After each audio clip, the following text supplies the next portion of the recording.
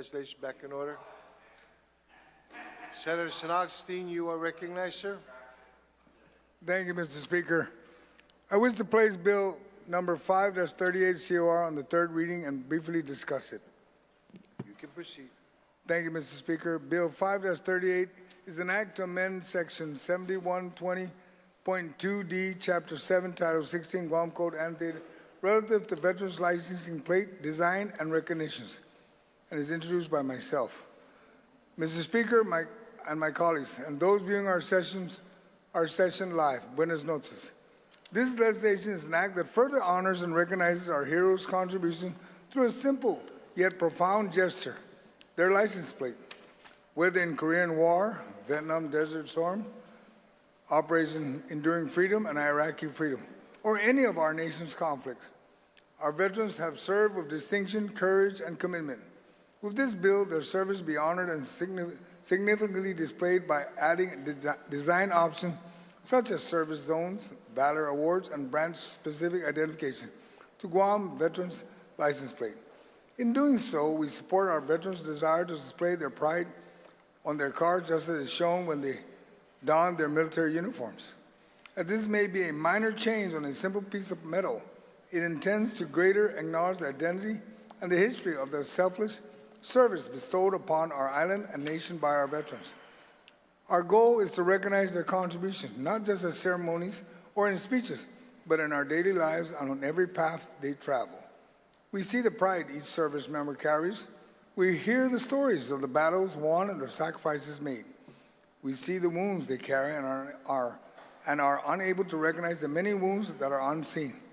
This bill is another opportunity to honor and serve those who serve with courage and bravery with such license plate enhancement by adding conflict zones, brand-specific codes, and space for earned medals. We would be celebrating veterans with more than just a license plate. We would be handing them a symbol of recognition, belonging, and pride. I humbly ask for the support of my colleagues to pass this legislation. Thank you, Mr. Speaker, and colleagues, and Sizus Marcy to all veterans. Thank you very much, Senator. Okay. On the bill, any senator wishing to speak on the bill? On the bill. Gentleman from Talavovo, you recognize.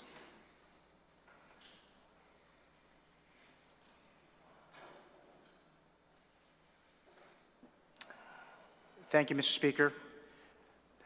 I rise in support of Bill number 5. This measure was one of the first introduced in this legislature, and while we have a special set of circumstances that are facing this particular session, this measure really has been long in coming. What are a few months when veterans from Jigo to Malesso have been lobbying for this detailing of a veteran of foreign war license plate as testified in the public hearing for at least 3 years. The plates are not vanity-type plates that some may argue. Many of the approximately 10,000 plus veterans who call Guam home were proud to serve. These plates are such a small gesture for what they did in defense of the freedoms that we enjoy in and outside of the Guam Congress building. They have fought for us, and it's time we fight for them for such a very simple gesture as we've heard in a number of different bills so far. The gesture is not just cost. They don't get any special parking benefits with them, thanks to the VFW for creating spots to allow our veterans to park all around the island, though. Bill 5 is more than a license plate design. The end result will celebrate the hardworking service men and women who are responsible for protecting the freedoms and liberties that many of us tend to take for granted day to day. Since we can remember, our brave military selflessly serve, fighting to maintain our current way of life. While there's always debate about particular freedoms in the U.S., our right to speak up right here in the session hall of the Guam Congress building and speak out across the way in the public hearing room or outside these walls, either at my office down the road, at Adelup, or any point north to south from here, can be attributed to our military for protecting our freedom to choose while protecting us from foreign powers. So thank you to the author for Bill 5, and thanks to our servicemen and women, again, for all they've done for Guam and this great country. Thank you, Mr. Speaker.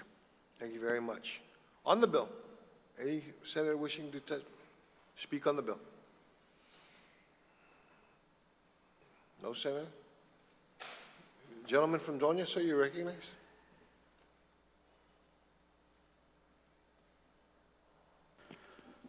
Thank you, Mr. Speaker. I would just feel a little awkward if I didn't stand up to speak in support of the bill. And I think it's, it's a good sign for the people of Guam to see how their duly elected representatives, the people's voices in the people's house, can move in tandem to serve a specific group in our community, and this group being the veterans. So we've previously discussed and debated a measure that would waive the fees for this license plate. We also greatly supported a measure that would declare the month of November a month-long celebration in honor of the veterans. And, really to see in the public hearing for this bill, to see the veterans' faces when they were looking at the designs, when we were discussing what's going to go onto these license plates, really was great to see, Mr. Speaker. And, I just ask that when we get this implemented and we start seeing these license plates out on the road, which is an upgrade from what we currently have available for the veterans, give the veterans a little honk and a wave and a show of support when you see them out there on the road. So, Sidus Masi, Mr. Speaker, for the opportunity to rise in the support of this bill. And I would ask the author if he wants and doesn't mind, could I be included as a co-sponsor? Thank you. Thank you very much. Okay, on the bill. General Lady from Agate, you recognize. Thank you, Mr. Speaker, and thank you to the author for introducing this legislation.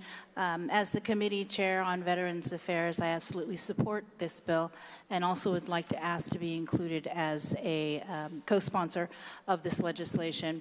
And I'd just also like to say that as a daughter of a Vietnam veteran and coming into this legislature, one of the priorities for myself is to push veterans issues forward. And I think so far I've done that. I did introduce another bill, the Veterans Empowerment Act, and it didn't get a favorable response from some of the veterans. And so I'm listening to them, and I'm making some changes to that bill and introducing other bills and co-sponsoring bills with Senator Tulahi. So this is just another way to act, because as Colonel Moffness said, we don't need to hear thank you for your service. We just need you to put veterans' issues to the forefront. And so I'm again hoping to be included as a co-sponsor of this bill, and encourage my colleagues to also support this legislation. So thank you. Thank you. On the bill, any senator wishing to? Generally from Georgia, you recognize, ma'am. Sidus Masi, I stand in full support of this bill as well. I want to thank the author for getting it through. It's one of his first bills, Bill number 5. And again, all of this in thanks and gratitude and for our veterans. They currently have special license plates, but that show which branch of service they're in or were in, and whether they received any of those special medals. Those also indicated on the license plate. This one is going to show which zone they served in or which war, and they want this, and they want that, according to Nick Francisco's testimony, they'll be more proud to drive around with the Vietnam logo, those Vietnam veterans. Every year we're losing more Vietnam veterans. I know that our number's not increasing, it's decreasing. This is the least we can do, is to provide them the license plate so they can drive around proudly with that license plate. And I agree, we should do what we can as we can recognize them with these license plates, that they are either veterans or veteran spouses driving those cars, and we should pay tribute to them every time we see them. So again, full support, and I'm grateful for all of those. There was quite a number of people that came to testify on this bill, and I'm very grateful that they continue to do that, so to advocate for them, each other, for those who return from Vietnam and all these other wars, that they continue to organize themselves and take care of themselves and take care of our community as well. So, si Diyos masi, and I support this bill. Thank you very much, ma'am. On the bill, any other senator wishing to speak on the bill? On the bill. Senator from Barragata, ma'am, you're recognized. Thank you, Mr. Speaker. I rise today in strong support of Bill number 5-38 COR, which amends Guam law to expand and clarify the designations available under our official veteran license plates. This bill is more than just a procedural update. It is a long overdue act of recognition for those who have served our island and our nation in times of war and conflict. Mr. Speaker, through this measure, we honor our Vietnam War veterans, Korean War veterans, and those awarded with distinctions such as the Bronze Star, Purple Heart, and other commendations.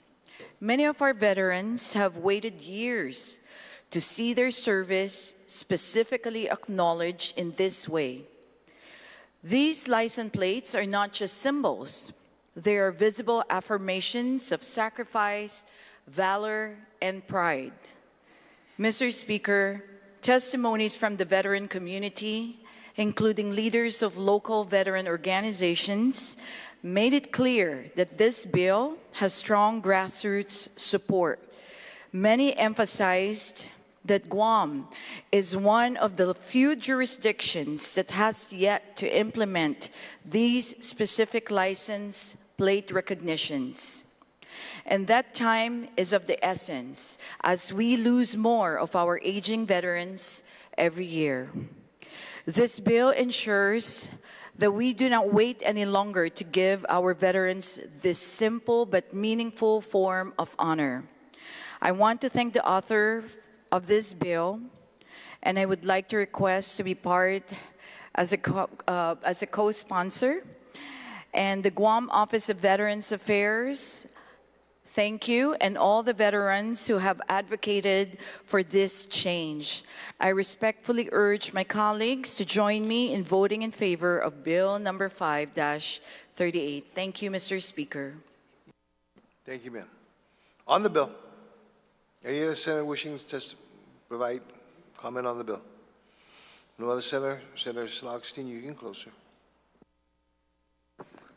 Thank you, Mr. Speaker, and I thank my colleagues.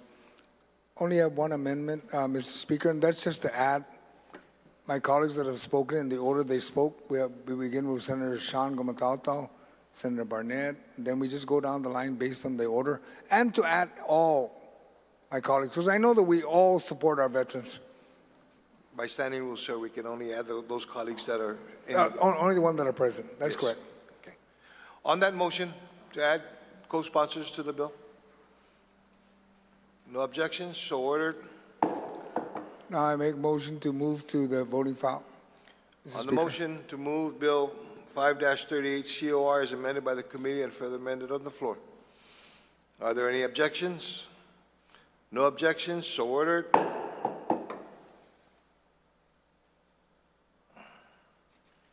Next bill, Senator Flores, Paris, ma'am. Thank you, Mr. Speaker. I move to place Bill 100-38 as amended by the Committee on Health and Veterans Affairs into the third reading file, and I wish to discuss. You can proceed. Thank you. Bill 100-38 is a call to action to address the literacy crisis that exists not only in the U.S., but right here on Guam. Nationwide, 1 in 6 adults, about 36 million people, have low literacy skills, and we know that socially disadvantaged parents are more likely to pass on these weaker skills to their children. Low literacy can limit access to health care, housing, employment, voting, and can even increase the risk of incarceration. Bill 138-38 recognizes that literacy begins long before a child steps into a classroom. Brain development starts in infancy, and by the age of 2, much of the basic brain architecture for language is already in place. and parents play a critical role. MRI studies show that speaking and reading to children activate the Broca's area, the part of the brain responsible for language development. Just by reading a picture book a day, parents can expose their child to over 1 million words before they even reach kindergarten. We also know that the gaps between children from low literacy and high literacy households can be seen as early as 9 months. And by 3rd grade, children who aren't proficient readers are 4 times more likely to drop out of school. So it is clear, early intervention at birth is absolutely critical. Bill 100-38 proposes to expand Guam's early child care and education system, whose vision is that all of Guam's young children will have healthy minds, bodies, and spirits as a foundation for lifelong success, and whose mission is to support each child from birth to 5 in reaching his or her full potential through health care and education that system that is accessible, comprehensive, integrated, and responsive to diverse cultures, that is developed in collaboration with families and communities. The early child care and education system currently consists of the following programs: the Department of Public Health and Social Services Project Visita y Familia, the Guam Early Intervention System, Cariño or Launch, Head Start, Guam Department of Education Pilot Pre-K, GDOE Early Child Special Education, the GDOE Pre-Kindergarten Gifted and Talented Program, all of which has enrolled approximately 2,000 children in 2020. However, based on local statistics, in the 2020 U.S. Census reported that there were 14,289 children under the age of 5. According to the 2021 Preschool Development Grant Birth to 5 Needs Assessment, from 2015 to 2020, they reported an average of 75.5% of the children, or about 10,788 children, were enrolled in Medicaid.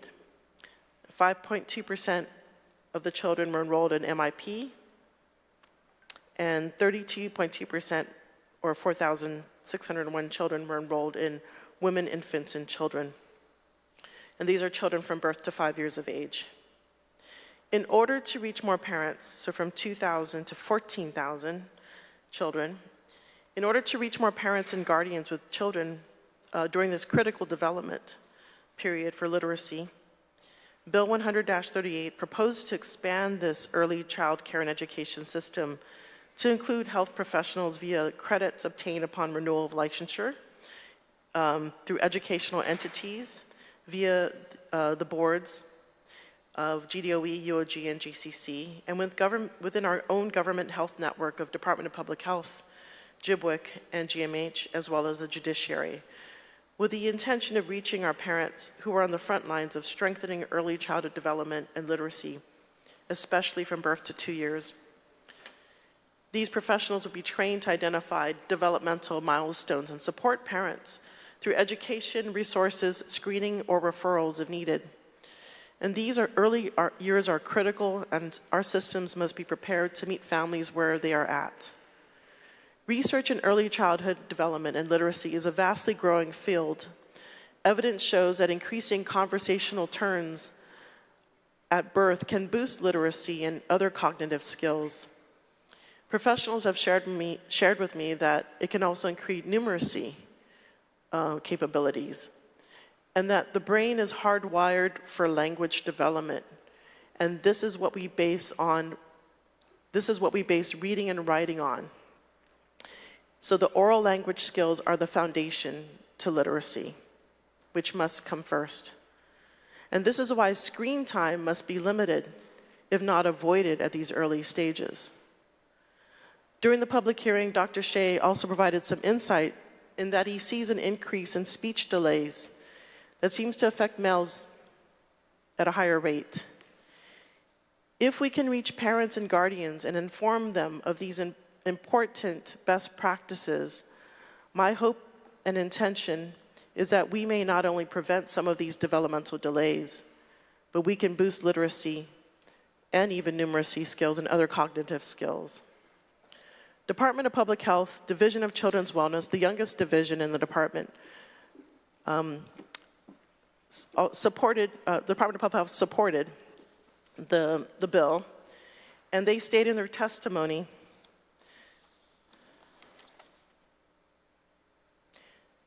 that we are in support of this bill and are ready to assist with its planning and execution. To operationalize this framework, we will lead a collaborative effort with all relevant agencies, including the Department of Public Health, Social Service Programs, WIC, Home Visiting Services, Guam Early Intervention Systems, Head Start, DOE, Judiciary, and higher education partners to design and implement the training rollout. Key steps will include establishing a core team of local trainers and providing them train-the-trainer support, phasing the rollout across agencies to align with staff and capacity, creating a centralized registry to track completion, and communicating clearly and consistently with all staff, evaluating outcomes by monitoring key indicators such as developmental screening rates, parent-reported confidence, and interagency referral efficiency. So at the heart of Bill 100-38 is a simple truth. It takes a village to raise a child. By building awareness and capacity across our agencies, we are working to ensure that every child in Guam has a strong start and a fair chance to succeed. And I ask for my colleagues' support. Situas Masi. Situas Masi, ma'am. Any senator wishing to speak on the bill? Gentlelady from Agate, you're recognized, ma'am.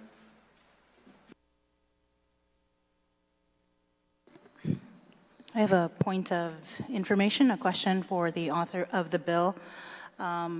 It states in the legislation that Legislatura finds that Guam's early child care and education, ECCE, system is advised by the Guam Early Learning Council, whose vision is that all of 11 Guam's young children, or not 11, but all of Guam's young children will have healthy minds, bodies, and spirits as the foundation for lifelong success, and whose mission is to support each child from birth to 5 in reaching his or her full potential through a healthcare and education system that is accessible, comprehensive, integrated, and responsive to diverse cultures that is developed in collaboration with families and communities.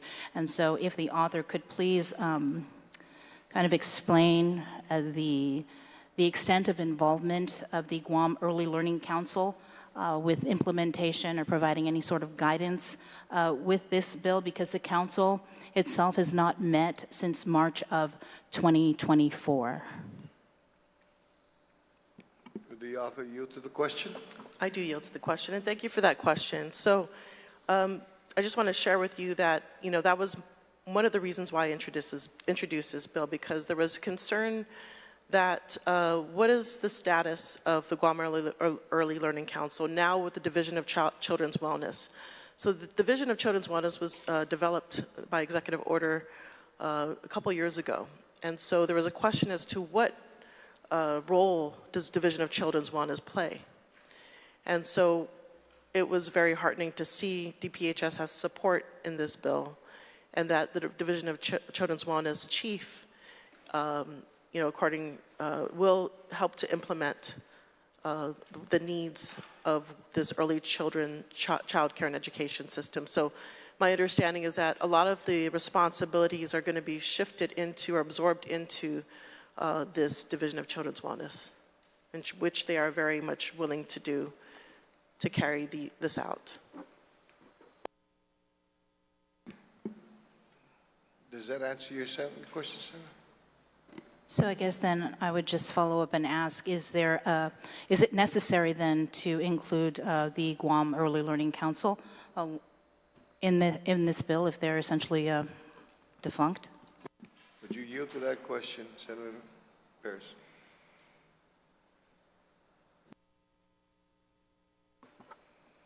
That's a good question. I don't know if I have an answer right now for that, and that probably would require a little bit more discussion on the part of the council as well as Division of Children's Wellness. So, I say let's keep it unless, there is some advice on whether to disband it. But I just want to say that this group has been at it for over, I believe, a decade. And they've actually done a lot of work behind the scenes in improving this system. And so I believe they carry that institutional knowledge, and it's important that we, engage them. So perhaps not disband them, but integrate it. I think that's the move, is to integrate their efforts into this important measure. Thank you. Thank you very much. Does that answer your question, ma'am? Yes, thank you. Thank you. Any other senator wishing to speak on the good senator first from telephone?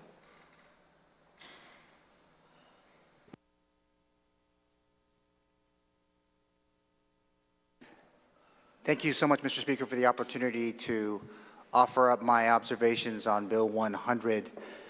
And while I won't get into the list of amendments that were made to the bill through the markup process, I would like to take some time to talk about the bill's core objective, which is to develop and strengthen literacy during the early years of a child's life.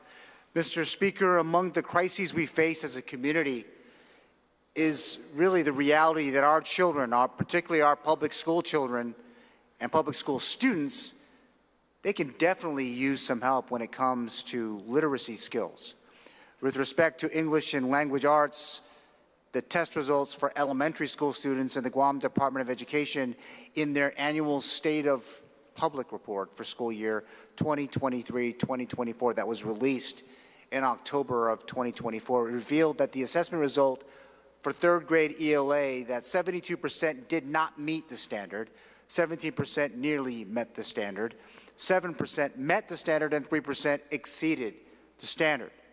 The assessment result for fourth grade ELA, 74% did not meet the standard, 13% nearly met the standard, 8% met the standard, and 5% exceeded the standard. And finally, the assessment result for fifth grade English and language arts, 71% of our students did not meet the standard, 15% nearly met the standard, 11% met it, and 3% exceeded the standard.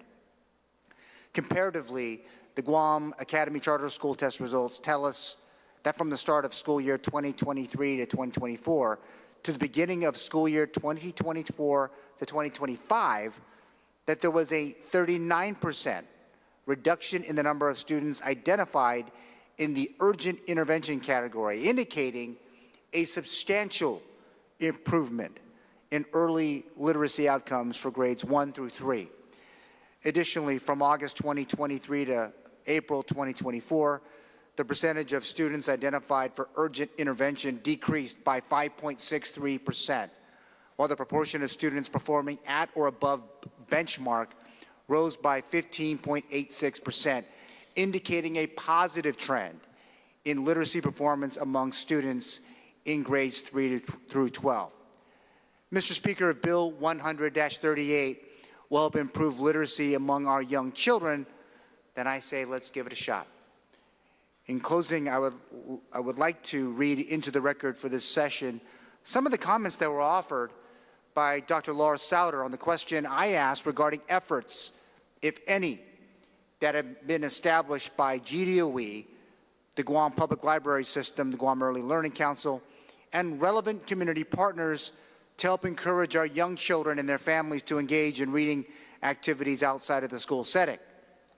Dr. Souter summarized her thoughts by recommending that we, quote, let the practitioners understand that they convey to their end users, who are the parents, pregnant mothers, mothers of children, or caretakers of children, that there's a role that they can play to improve the trajectory of their children if they just knew it, and it doesn't cost money, it costs commitment. One last thing, if I could, Mr. Speaker, a bigger concern is what the senator from Hoggett had mentioned about the Guam Early Learning Council. Mr. Speaker, I believe there is a statute that if boards or commissions have not met within 1 year, then they effectively are not around, I guess, for lack of a better word, on the session floor. So it does concern me because I believe that Guam Early Learning Council is probably not the only council that has not met within 1 year. We continue to struggle as a legislature as we get these nominations transmitted to your office of these boards and commissions. And I hope that the administration is listening, that if they really want to pay attention to what's happening with the Guam Early Learning Council, then heck, they better start sending nominations to you, Mr. Speaker, post haste.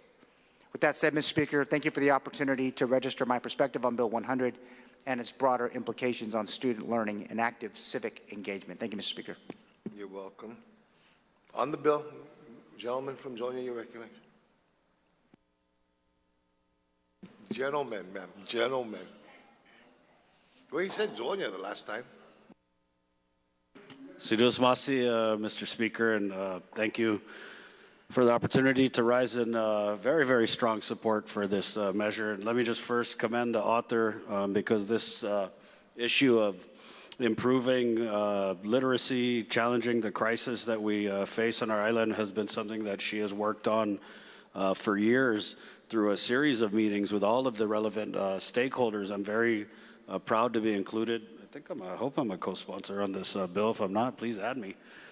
Because this bill is a long time coming, Mr. Speaker. And this bill, it's very diligent in its work and what it lays out for each of the important pillars in this community that's kind of responsible for guiding our young children from birth on up to ensure that they get on the right path, to ensure that any issues that need attention are caught at an early age.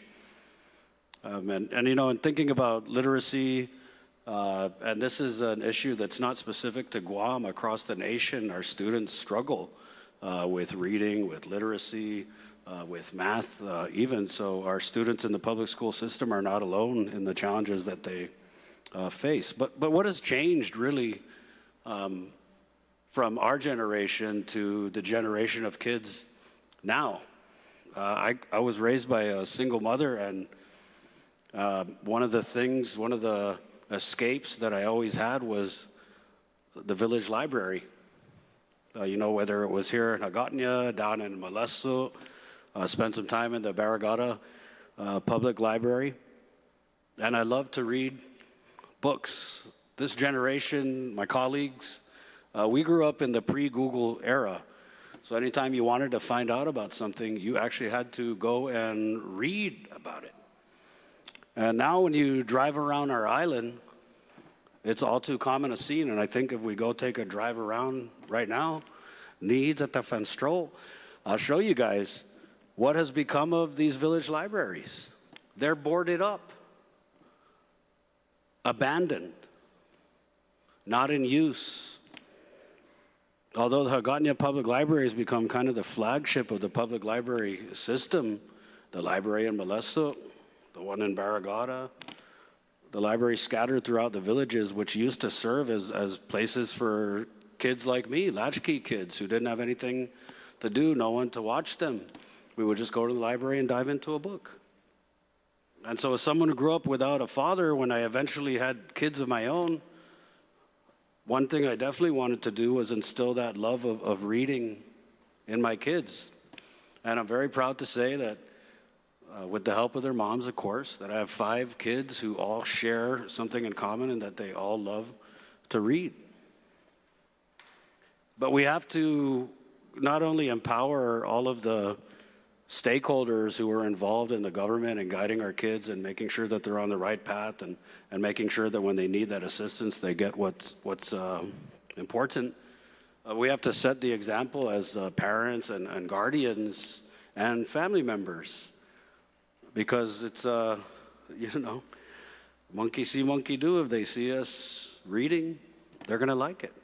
And we face a lot of challenges now with the screens. I know that the author had mentioned the use of screens, and that is a challenge I think a lot of parents, not just on Guam, but around the nation are facing. Is, when we were kids, we could go outside and we could spend the whole day playing with a stick, and we would imagine the world that we were in. I don't know if you guys ever played with sticks when you guys were kids. But now the kids nowadays, they play these video games, and they don't have to imagine, because their worlds upon worlds upon worlds are imagined for them. And so what's happening now with this generation is they are logging hundreds and hundreds upon thousands of hours on screens, in video games, not touching grass, not reading books. So that's definitely a part of the equation. I think as adults we have to, and not just foster a love of reading, but foster a love of learning, which is why I really support this bill, because it gives the tools and the training to all the relevant entities in the government of Guam that engage with the pregnant moms, the expectant dads, you know, the young parents, the parents of infants. And I think it really has led to this juncture where the author of the bill is ready to get this passed, and I fully support it. I was very encouraged by all of the positive testimony. I think there was one testimony where they were, I think it was the judiciary, was like, whoa, we're going to have to train everybody, hold on. And so I know that was addressed in the final product of the bill. But I wanted to read just a little piece of the testimony from my prima, Dr. Matilda Napati Rivera. And in her testimony, she talks about investing in early childhood education and how it's not just beneficial for our children and our families, it's also an investment in our island's future. Because there's studies that indicate that for every dollar invested in early childhood programs, there's a significant ROI. For some of my Republican colleagues, I know we like that. Return on investment. There's a significant return on investment in the form of reduced social costs, higher graduation rates, and more skilled workforce. And so by supporting our young learners through measures like this, we're building a stronger, healthier, and smarter and more prosperous Guam for generations to come. So implore my colleagues to support the measure, and I pray for its speedy passage and eventual signing into law. Sidus Masi, Mr. Speaker, and please go try and read something today. Thank you very much, Senator. On the bill. Any other senator wishing to speak on the bill? Gentleman from Mamutotumaiti, you're recognized.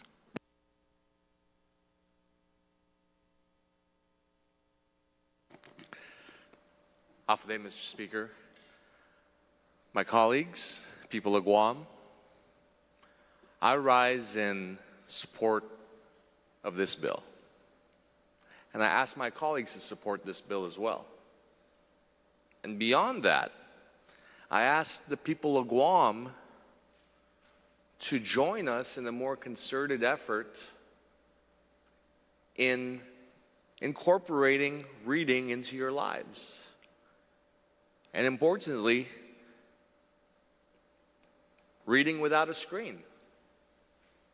Because I echo the sentiments of the retiring speaker when he talked about being part of the generations that went outside and played with a stick. I was part of that last generation that got to go outside and play with a stick. But I am also a very, very, very avid gamer. There would be probably no advocate in this chamber more in favor of gaming than I would. And so it's with that context that I agree wholeheartedly with my colleague that's important for our children to have balance in their life, to go outside and be bored and play with a stick, to read a physical book, be unplugged, away from a screen, away from online. There is value in the quiet of that space, in that solitude, in that being disconnected from your device. I remember what it was like to be a young firefighter in the dark, in my tent with a flashlight, reading before I went to sleep. Some of those books, I will never forget them for the rest of my life because I was present in the moment. And that's something we all need to be more mindful about. As a father, I found myself the other day beginning to read to my little girl for the first time. She's starting to get to that age where I could read her bedtime stories. And I found myself the first night starting up on one of my old favorites, The Lord of the Rings. And I found myself reading it on the screen, and I thought to myself, you know, someday my daughter is going to imitate what she sees me do. And if she sees me reading from a screen, she too will want to read from a screen, because that's all she wanted to do. She wanted to get involved in whatever it was I was reading from. And so what I did was I went out and I got myself a copy of the entire trilogy on paper. So now when I read the book to her, she's trying to figure out what this paper is, where Dad is staring at it and seems to be hallucinating all these incredible words to me. And I want not just my child to have that connection with literacy. I would like all the children of Guam to have that connection with literacy. Previous speakers, I've spoken about the benefits of literacy to society, the return on investment when we invest in our children's early childhood development. And those are all true.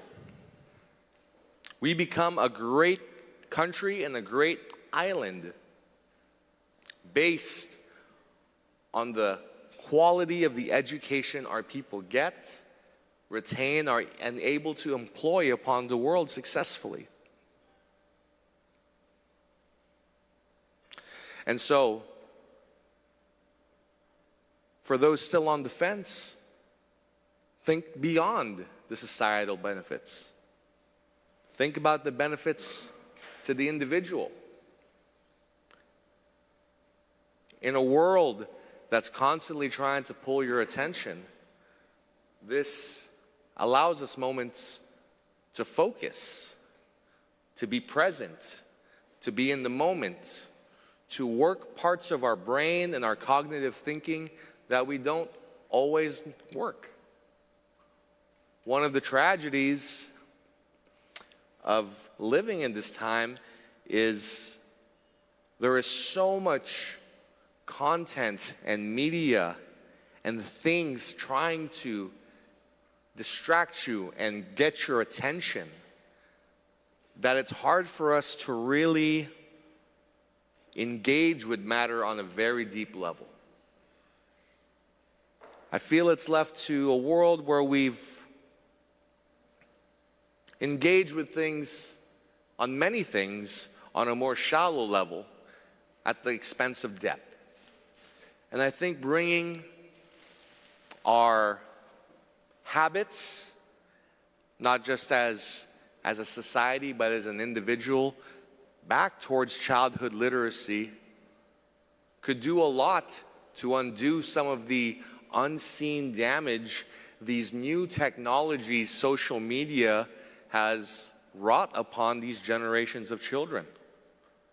I fear that someday we're going to look back on Gen Z and the Gen Alpha and look at them as the generation where we just tried a bunch of stuff on them on a mass level.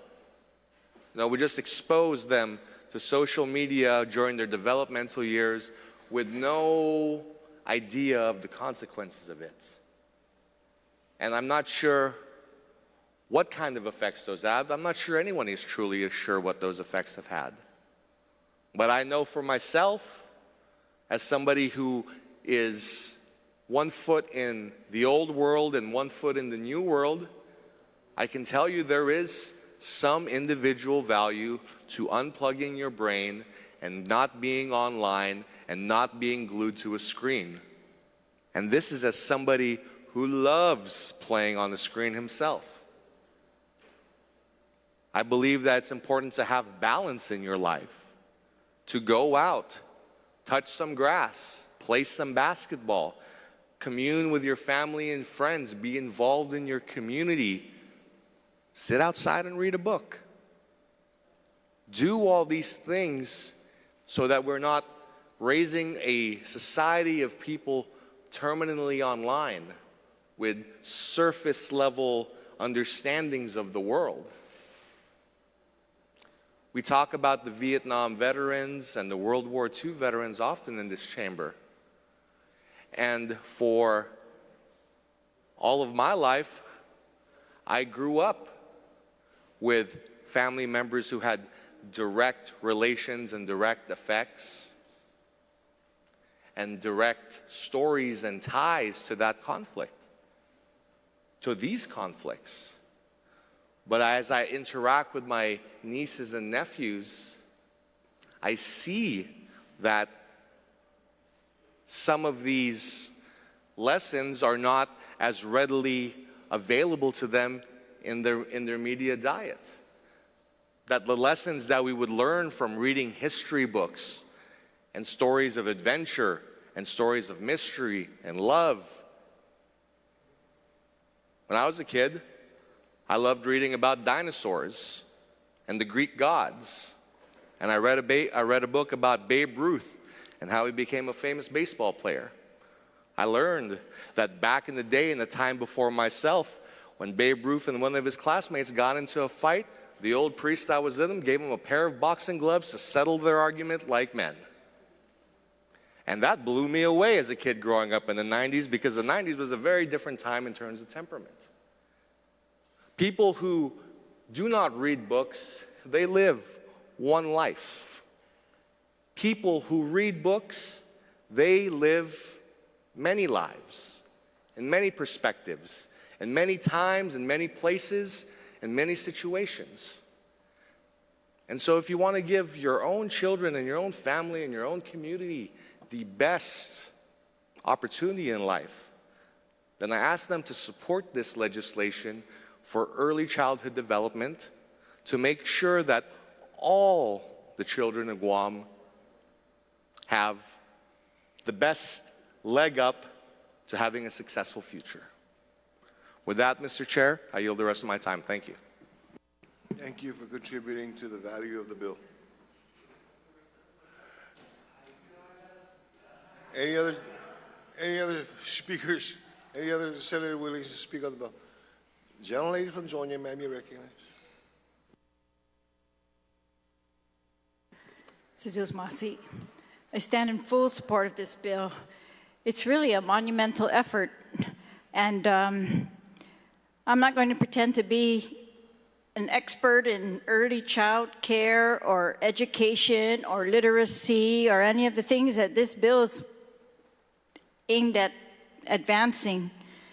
But what I love about the bill is that we don't have to be the experts. This bill urges our entire community to learn from the experts, and it puts that expert advice into every home, into every clinic, into every interaction with government agencies, with the court system, and it puts it with parents at these early ages where the science is showing us that you can change the brains of children according to this bill, according to the testimony, and your testimony was, they were all on the same page. The testimony says you can change the brains of these children by doing simple things, using different tools of communicating and letting them communicate. And the key is to trigger that part of the brain that's going to benefit them in expanding literacy. And we need to do that before they're 3 years old. And in order to reach early age children, we need to get into their homes through their parents. We need to teach the parents. We need to give them confidence and remove conflicting messages as to what's the best way to learn, what's our number one goal. And they pointed out in the bill very well, and in the testimony even more strikingly, the crisis that Guam seems to be in regards to literacy, learning, and we can see in the court system's behavior, right? All of these things, according to the testimony, they're linked together. And if we improve this part of their brain in early childhood, we will improve literacy, and the studies show improving literacy is going to improve behavior. It's going to improve their chances of a good life on so many levels. And that's what we want. And that's why I was pretty amazed that there's something we can do as a government to really get that goal. And I commend the author and the work of public health in really outlining this. And our role as a government is we are going to be requiring this, and those people in the government or who we license who have interactions with parents and children of these ages, so that they will be consistent, so they will be mandated to take training and be consistent. And they are going to be urged repeatedly that this is the message, these are the tools, this is what we want for these children. These are research-based practices in communication, reading, play, and developmental screening. I was, I'm familiar with juvenile justice reform, but juvenile justice reform is geared towards older children, much older, when they're already in middle school, high school, and they're having issues, serious behavioral issues that lands them or their families in court. And over the years, we've seen repeated efforts for reform. They've learned, and it's all based on science. It's all based on what they have learned about the brain that they didn't know before. And so, as a parent, I'm very excited. I'm so excited that we're going to give confidence to young parents. We're going to really, if we are consistent and the bill does what it's supposed to do, and all these agencies do this, physicians, nurses, everyone, if they repeat, teach these same tools to parents, then these parents will be able to give their children the best chances at life. And, a lot of my colleagues talked about what they did as children. Well, we lucked out because I don't think the science was telling us at the time, read. It was kind of practice, like, oh, well, that family kind of reads a lot, maybe we should read a lot. But it was not, I don't think, a very, very clear message. Just like things have changed over the years. I used this example at the public hearing, how to feed your baby, right? It used to be almost do it however you can. And then became the message, breastfeeding is the most nutritious way to feed the baby if you can do it. And that, they did a very good job, I think, of getting that message out and making it uniform. And we hear some messages sometimes about early hearing screening, like if your babies are not talking at this age, or you think they can't hear, that you should get them screened. Well, I think that's what this bill does on a much larger level. It takes those early childhood tools, early childhood screening that we should be doing, early childhood communication communication skills that parents say, and I love the examples public health gave. They're simple. It says, make them talk while you're walking, count steps, things like encouraging them, giving them feedback. So all of these teachers, healthcare professionals, parents are going to give similar feedback based on science that will give the children confidence as well. And so I just want to say, this is awesome for Guam. If Guam can get ahead, if Guam can improve our children's literacy, improve their lives because of literacy, improve their family life, their ability to work, their ability to contribute to the community in the long run, keep them out of the court system for behavioral issues. If we can do that, because we can get on the same page, then I'm all for it, and I'm just so in awe of all those people that came to testify with that very unified message that, yes, let's do it. They were volunteering their help in any way to get this done. And it's not even like $1 billion project. It's amazing to me. We've, by law, designated public health. They are going to be the ones to decide the trainers. These trainers are going to train everyone throughout our government. That's how we get a consistent message. That's how we get consistent tools, and all of it will be consistent. And that way parents don't have to guess. They don't have to listen to rumor. They can listen to the professionals, and we are going to succeed. I really hope, because what was very sombering at the hearing was the crisis that we are in. And they pointed out all kinds of examples of the crisis we're in. And I can see the crisis we're in. We all can see it. And we have all, theories of maybe it's because of the devices or whatever. Maybe the changes in Guam, but there's a crisis. If this will help to fix it, I love it. And so thank you to the author of the bill.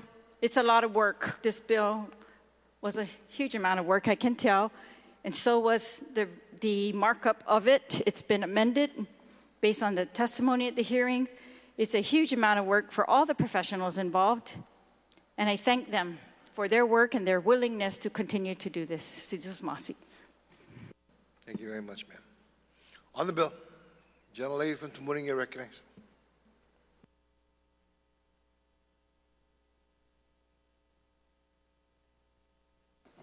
Thank you, Mr. Speaker. Mr. Speaker, I don't disagree everything. In fact, what was said earlier about this legislation and the importance of it, especially at a younger age, where children absorb so much more and remember so much more at a younger age.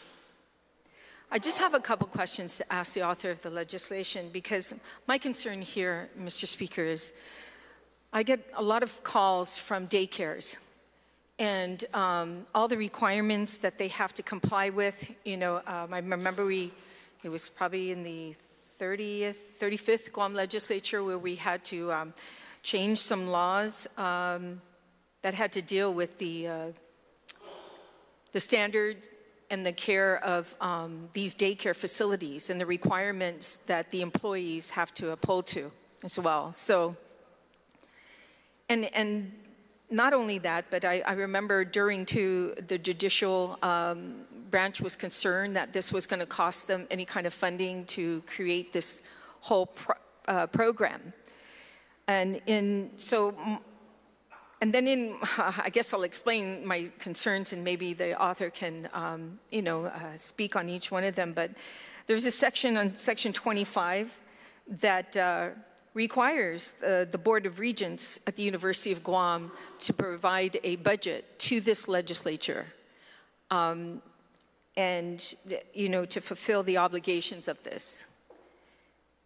It also has in here the promulgating of rules and regulations. And my question too, the bill itself compiled would already be law. The only thing they're going to promulgate rules and regulations is probably the standards or the classes or how many units or modules you have to fulfill in order to pass this and be eligible. Now, eligible to work in daycare facilities. I mean, will daycare facilities, which is my biggest concern, daycare facilities be required to have an individual there as an individual trainer to train all the employees? So that was one of the other questions. Of course, the University of Guam, in section 16104.1, Title 17, that's under the University of Guam, and it's the Board of Regents. The section that is included in here was, and if I'm not mistaken, section 2, is that current law that says the board shall submit an annual budget? Oh, I said that earlier, but it's in section 2, an annual budget to the legislature in the manner prescribed by law. The board shall have the authority to delegate such powers that they deem appropriate. but shall retain the ultimate responsibility for the exercise of its powers. The board shall evaluate, and it goes further on, and recommendations to promote early child development literacy. So it's, the other question is also, is this budget strictly, bless you, Speaker, strictly meant for the implementation of this program? Would the author yield to the question?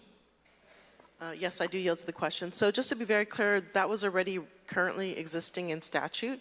What this section does is add a subsection 3, and that's where literacy is integrated into that. So I didn't change anything that has to do with what the board does already. So that is the budget for the EOG in general. What was added was the board shall evaluate and make recommendations to promote early childhood development and literacy to parents and guardians of children from birth to 8 years of age in consultation with the Department of Public Health and Social Services. So I was, in my communication with EOG, they actually are ahead of the game. So they've actually will launch in the fall of 2025 an elementary education early childhood intervention track. And this launch is in response to community and regional needs. And so they're already doing this independently, it seems. In fact, I had a chance to work with one of the professors there whose expertise is in early childhood education. And so it's almost like we're coalescing our efforts at this point. So yeah, that answers the question. I hope that answers the question, thank you. In regards to the child care facilities, so the bill only just adds language. So what happened, let me just give you a little backdrop in regards to child care facilities. So the GCA has not been updated. The regulations are the ones that are most updated. And so what this bill does, it aligns the statute with the regulations. In the case of, if you look at section 2 of the bill,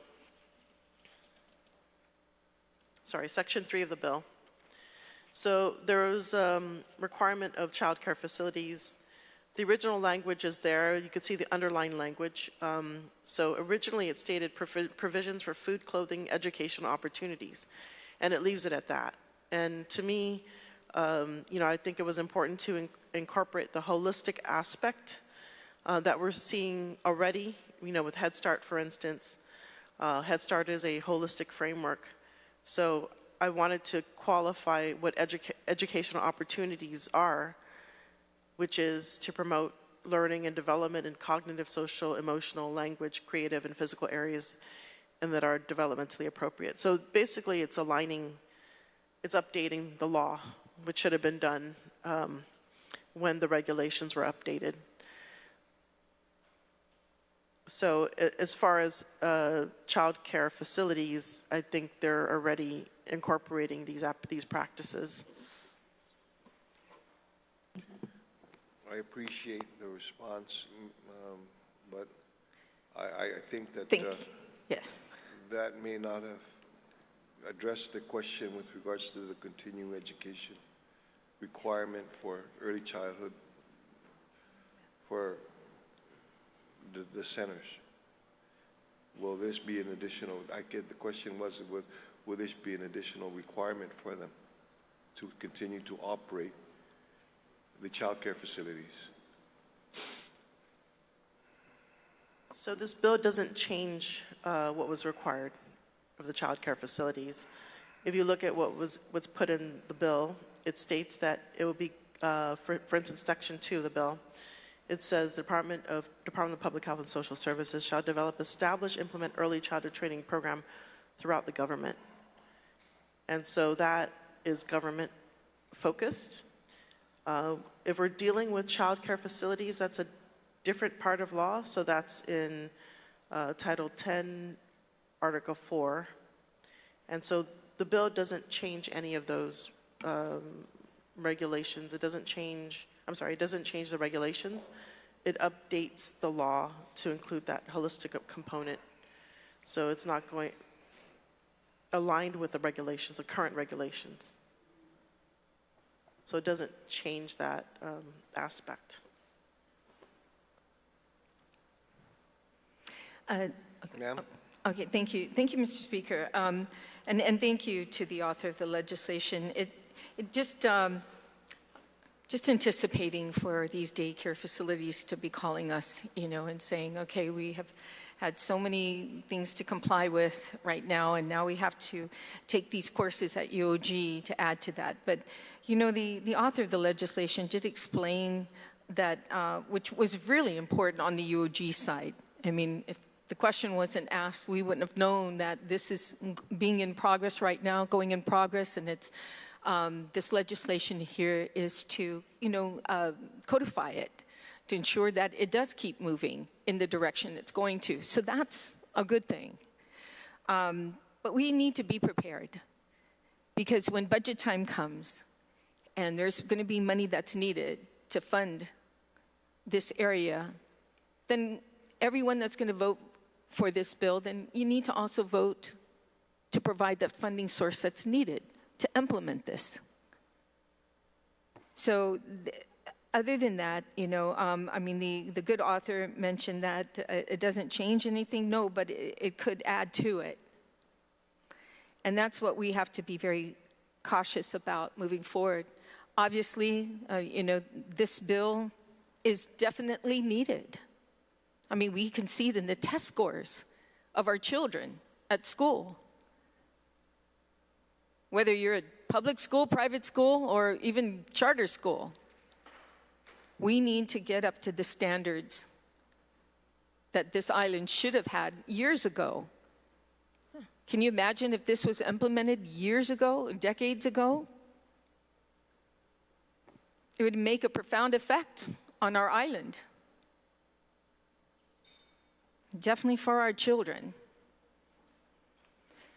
Other than that, the questions, it was very extensive. We should have just had it substituted on the floor. There were so many changes that were made into this bill, but in the right direction, I think.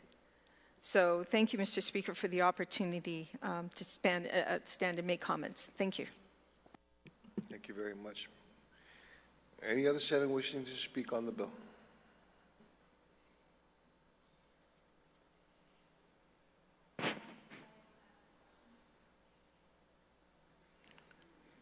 Before we go on to you, Senator, I'll go ahead and do the gentleman from Jigo. You can. Thank you, Mr. Speaker. You know, I stand in support of this bill 100-38, as it will help our children build their ability to learn, first with the speech and language they grow up with. And you know, when I was listening to our colleagues earlier talking about sticks, you know, like my age, I'm like, off of these sticks. Talbot sticks, the only thing I knew back then was the public library. Unfortunately, it's closed. Many of them are closed. You know, and as a grandfather and great-grandfather, I must support this to ensure that any grandchildren or great-grandchildren and all other children are given proper guidance through the requirement for our early learning professionals to take part in these programs. This is a great bill. I fully support this bill. I just hope our colleagues, if we're concerned so much about the budget, I know that the author is going to come up with whatever it's going to cost, and we make that be the burden during the budget time.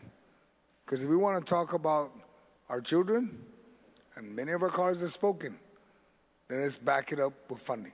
And then we move on from there. Thank you, Mr. Speaker. Thank you very much.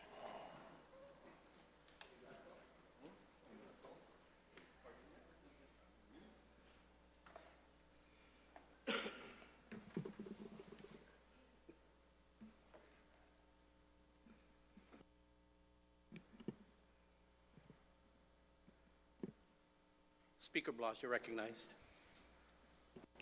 Thank you very much, Mr. Speaker.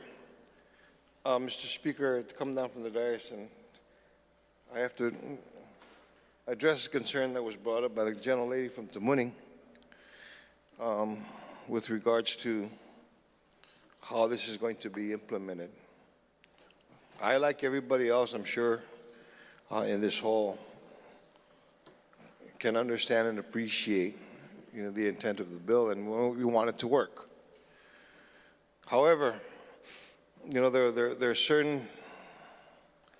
There was a discussion about whether or not there were going to be additional requirements to child care facilities. And while the answer was primarily that it was almost an answer of yes. Okay. And then when you look at Section 6, Section 7, Section 8, Section 9, Section 10, Section 11, Section 12, Section 13, it calls for continuing education credits shall be required for renewal of licensure. Conform to regulations shall be required for renewal of licensure. Continuing credits. So I guess the question, quite bluntly, and if the author can yield to this, is who are these continuing education credits? Who are these requirements for the continuing education credits required for? Would the author yield to the question? Yes, I do yield, and thank you for that question. So in the introduced version, it states basically that all applicants for licensure of the healing arts shall obtain early childhood development continuing education credits. And so if you look at the definition of healing arts, healing art means the art of prevention, detecting or attempting to detect the presence of any disease, of determining or attempting to determine the nature and state of any disease, of present, or preventing, relieving, correcting, or curing of or attempting to prevent, relieve, correct, or cure any disease, of safeguarding or attempting to safeguard the life of any woman or infant through pregnancy and parturition, and of doing or attempting to do any of the acts enumerated in this subsection. The healing arts include, but are not limited to, acupuncture, oriental medicine, audiology, chiropractic, clinical psychology, licensed professional counseling, licensed mental health counseling, marriage and family therapy, cosmetology, dentistry, medicine, surgery, osteopathy, and so it goes on and so on and so forth. And so at the public hearing, it was clear from Dr. Shea's testimony that this term healing arts is a term that may not be well known to healthcare professionals in practicing on Guam. And so that's why you see these sections, because we wanted to make it absolutely clear who are the healing arts that we're talking about. Maybe perhaps, a marriage therapist doesn't know that they're a part of the healing arts field. But ultimately, it's about the healthcare professional. And this is because, according to my research, 94% of mothers surveyed said no health professional spoke to them about language development, which means we are missing a golden opportunity to make a difference in a child reaching important milestones that has cascading effects in their life. And so the purpose is, by expanding the awareness to health professionals, we are increasing the opportunities for parents or guardians with children at these critical stages to have a greater positive impact in their child's life trajectory. And so that's what these sections are. It lists down, there are different healing arts professions. And the introduced bill incorporated that, but I just wanted to make absolutely clear that who we're talking about. Does that answer your questions, Senator? I'm afraid it does.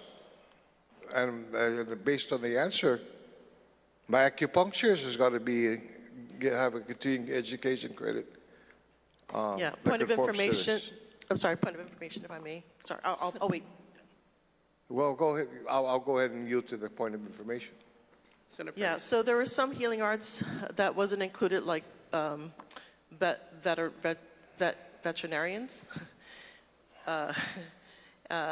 even like acupuncture and chiropractic. So those weren't included. Occupational therapists were not included, but for the most part, dentists, doctors, nurses, marriage therapists, social workers, nutritionists. So those were included.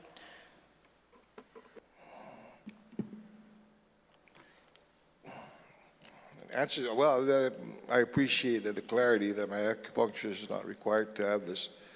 And you know, I can see the value of other areas of the healing arts. I guess to be more succinct and pointed with my questioning, because it does, while it is just in the intent, that it provides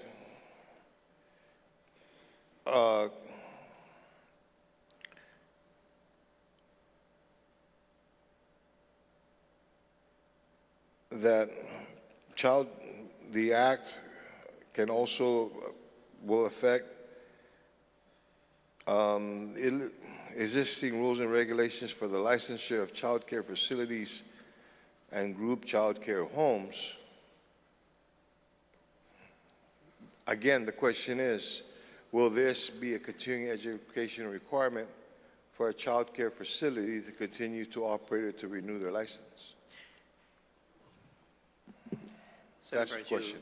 Yes, I yield to the question. The answer, no. Again, it does not touch child care facilities because they already have their own regulations in place. It addresses the healthcare professionals. That's what this bill does a lot. Then what question? Thank you for the answer.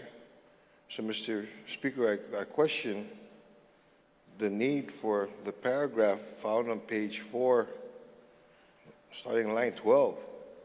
The legislature further finds that Public Law 31-62, authorized by the Child Welfare Services Act, and which established the existing rules and regulations for the licensure of child care facilities and group child care homes, includes qualifications for different levels of staff in these facilities. DPHSS is mandated to review and update these regulations as needed every 5 years. The review phase provides an opportunity to identify the positions that engage with parents and caregivers who can acquire necessary knowledge and skills for promoting early childhood development and literacy.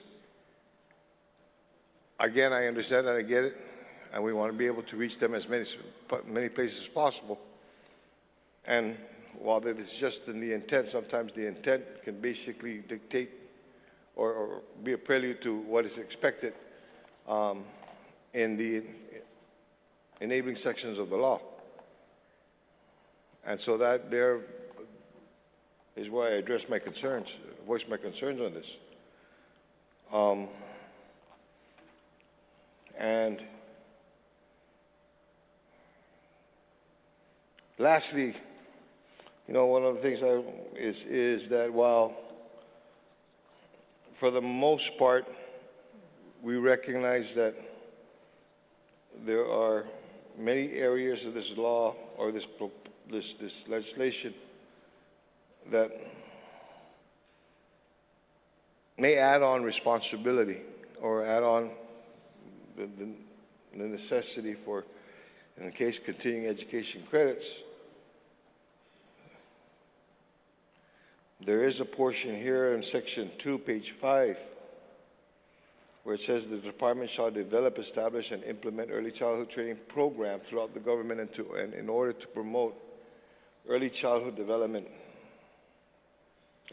And it goes on. My question to the author, if the authors can so yield, is, will the development, establishment, and implementation of this program require additional funding that is not addressed in this legislation to be able to carry out this portion of of the legislation. Would the author yield to that question? So Department of Public Health did provide testimony, but they didn't make any indication that they requested for more funding. However, the Division of Children's Wellness is already part of the department who came and testified to, in support of this bill. So again, if you look at the testimony, I did read the testimony, part of it, into the record in regard to that they are ready to assist and they have a plan in place to make this happen. It looks to me that they are looking to use the train the trainer approach, which is effective means to get the message out there. The other thing that I want people to be aware of is that they're doing a lot of these things already. So that is why the part of the legislative intent where it talks about Public Law 31, the reason for that being in there was that, just to highlight, there is an infrastructure already in place in which Department of Public Health has to review the licensing requirements. That's already in existence. So this bill doesn't change that. But what this bill does, we can piggyback off of the efforts of what Department of Public Health is mandated to do. And so my understanding is that with the resources that they have,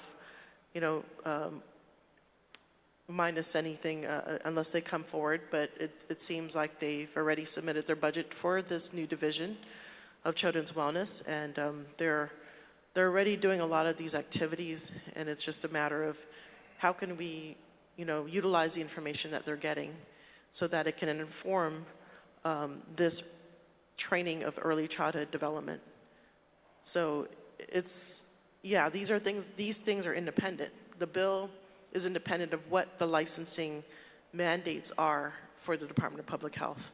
So it doesn't add anything to Public Law 31-62, as I believe is what it is.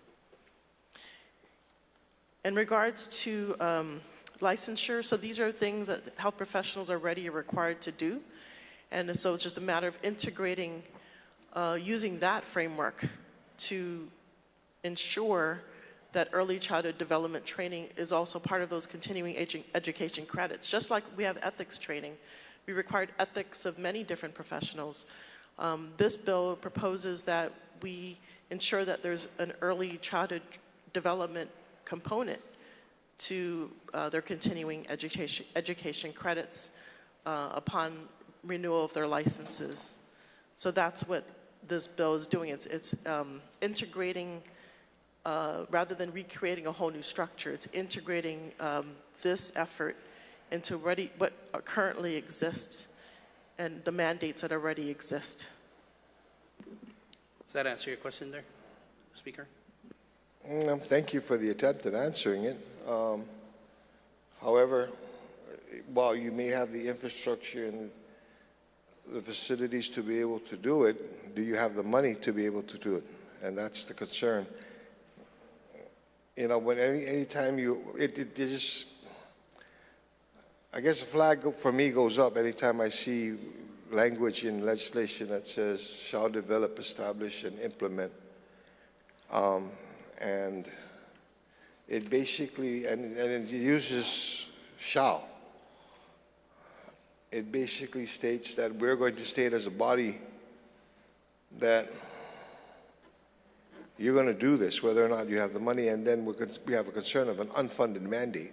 And I don't want this to be an unfunded mandate. I think that we have to all agree this is necessary. As was stated by the good gentleman from GIGO, if we put our stamp of approval on this, shame on us if we go in the budget and we don't fund it. But we have to be honest and truthful. What is this going to cost, if there's going to be any cost to that?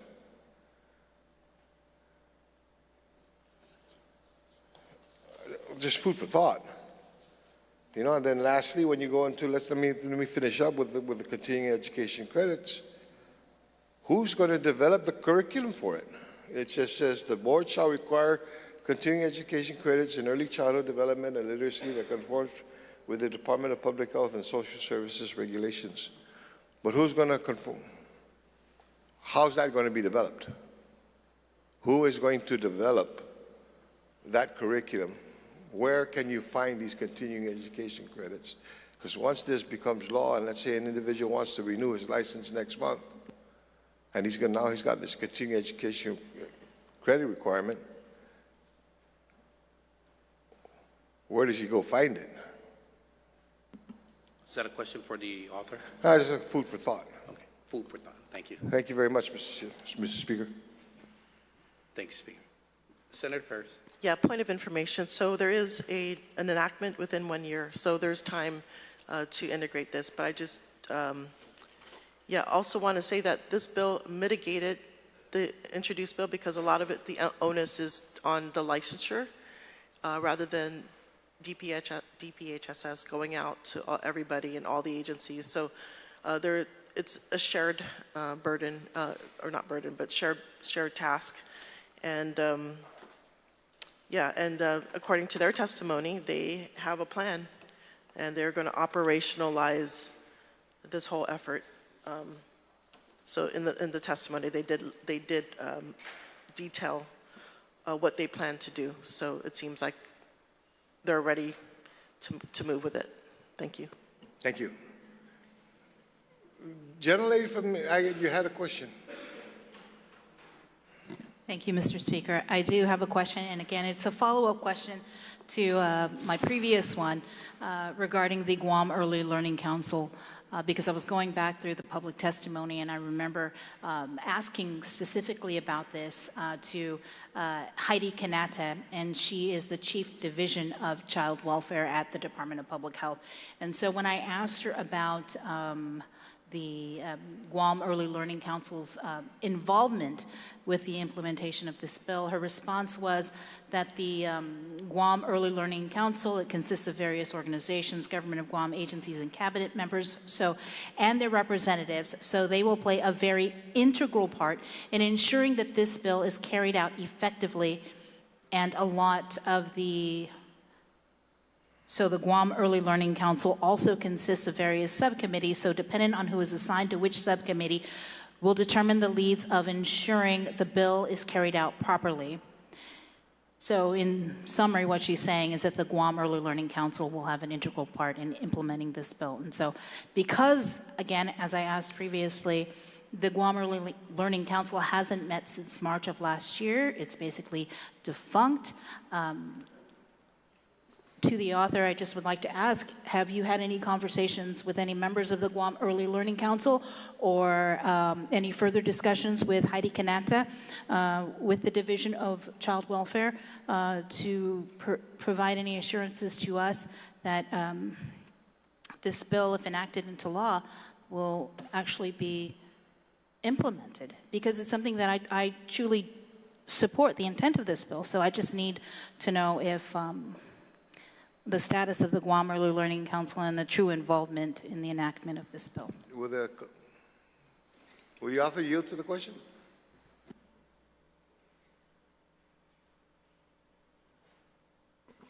Yes. So I have been in communication with one of the individuals who's part of this early child care and education system.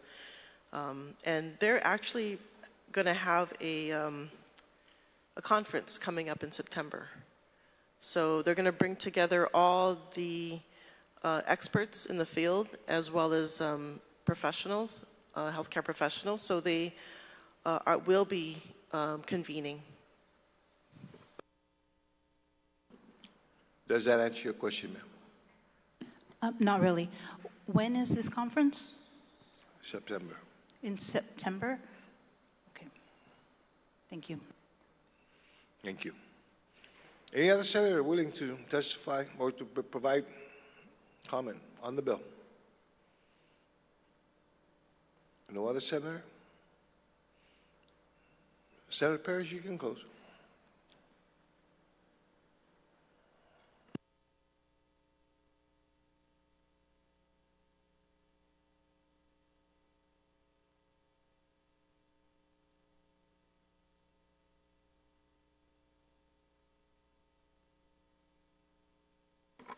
Thank you, Mr. Speaker.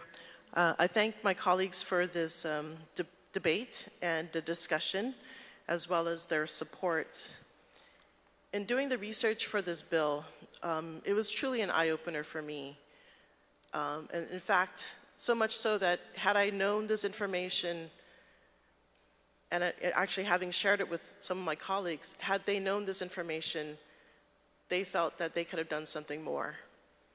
And so it's with this spirit and intent that I'm proffering this bill to the body, because we want to make sure it's about awareness to address a literacy crisis that has existed for some time now,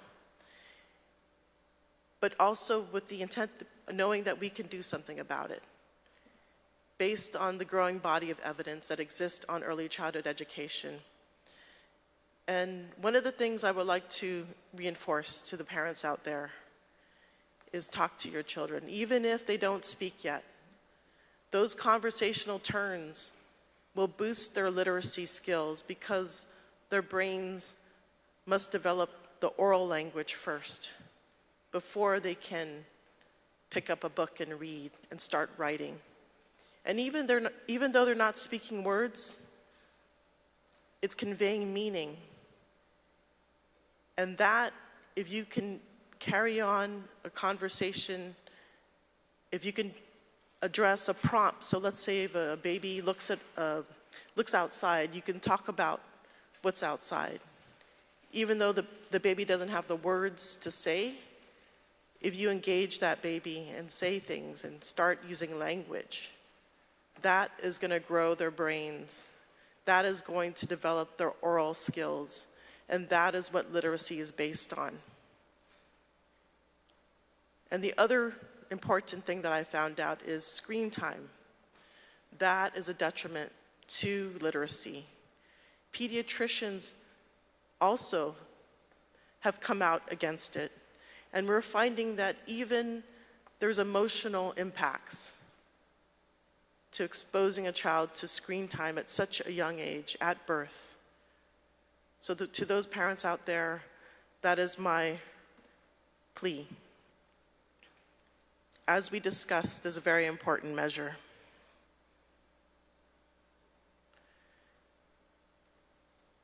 And I do want to thank many of those that have testified in support.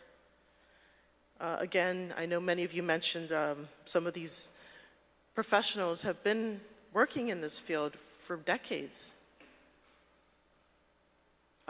Dr. Matilda Rivera, she states, as an early childhood educator, concerned community member, and advocate for the well-being of our island's youngest residents, I believe that investing in early childhood education is one of the most impactful decisions we can make for the future of Guam. Research consistently shows that high-quality early childhood education lays the foundation for lifelong learning, health, and success. Children who have access to early learning opportunities are more likely to enter school ready to learn, perform better academically, and develop the social and emotional skills necessary for productive citizenship. In fact, there's a medical doctor, Dr. Dana Suskin, has coined the term 30 million word gap because there are households out there that have not exposed their children to language. And they are already behind before they even enter school.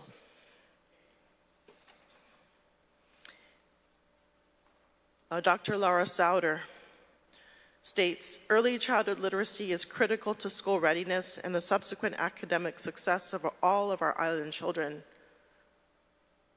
About 70% of our children start school already behind due to a lack of language skills development that puts them on track of failure even before they enter kindergarten. What this bill proposes is a significant step in building consciousness among all stakeholders, family caretakers, as well as early childhood education providers and other professionals serving families that birth to 8 language and literacy development is key to academic success.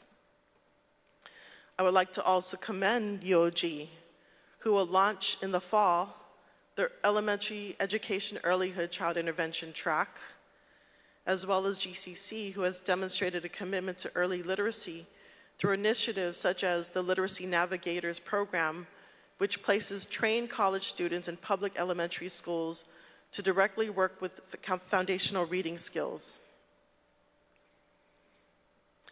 I want to emphasize the practical goal of this measure is to improve upon early childhood development outcomes by building upon the systems that already exist.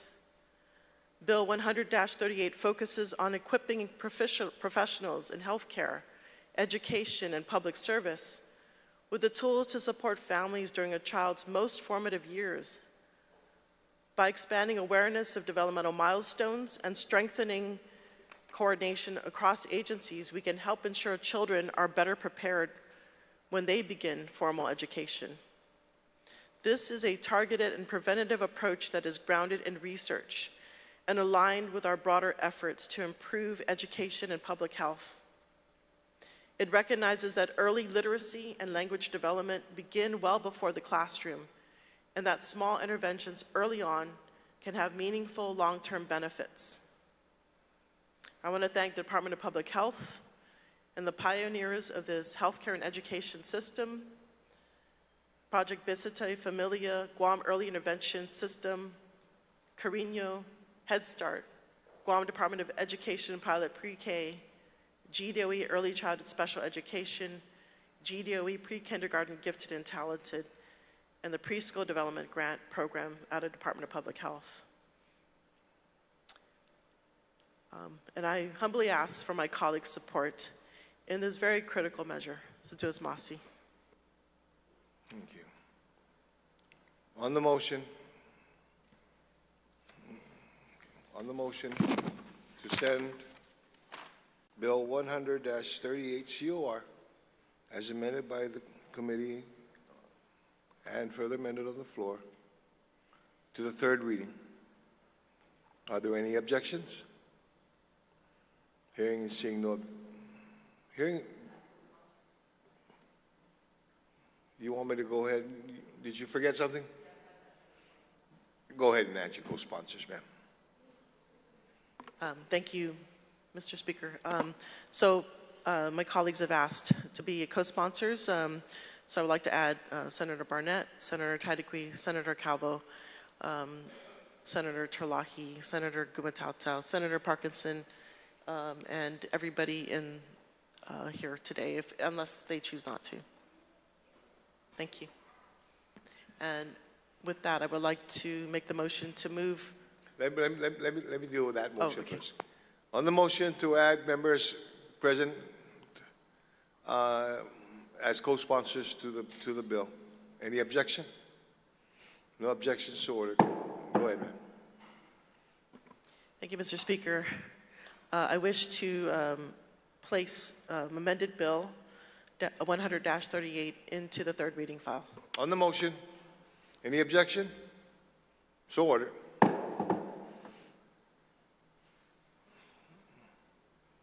You want to go ahead and defer to her? You first, but it's you up. And then you can defer to her. Okay, notwithstanding House rules, I move to switch placement of Bill 16-38 with Bill 154-38. Okay. On the motion to switch those bills, 16-38 with 154-38. No objection, so ordered.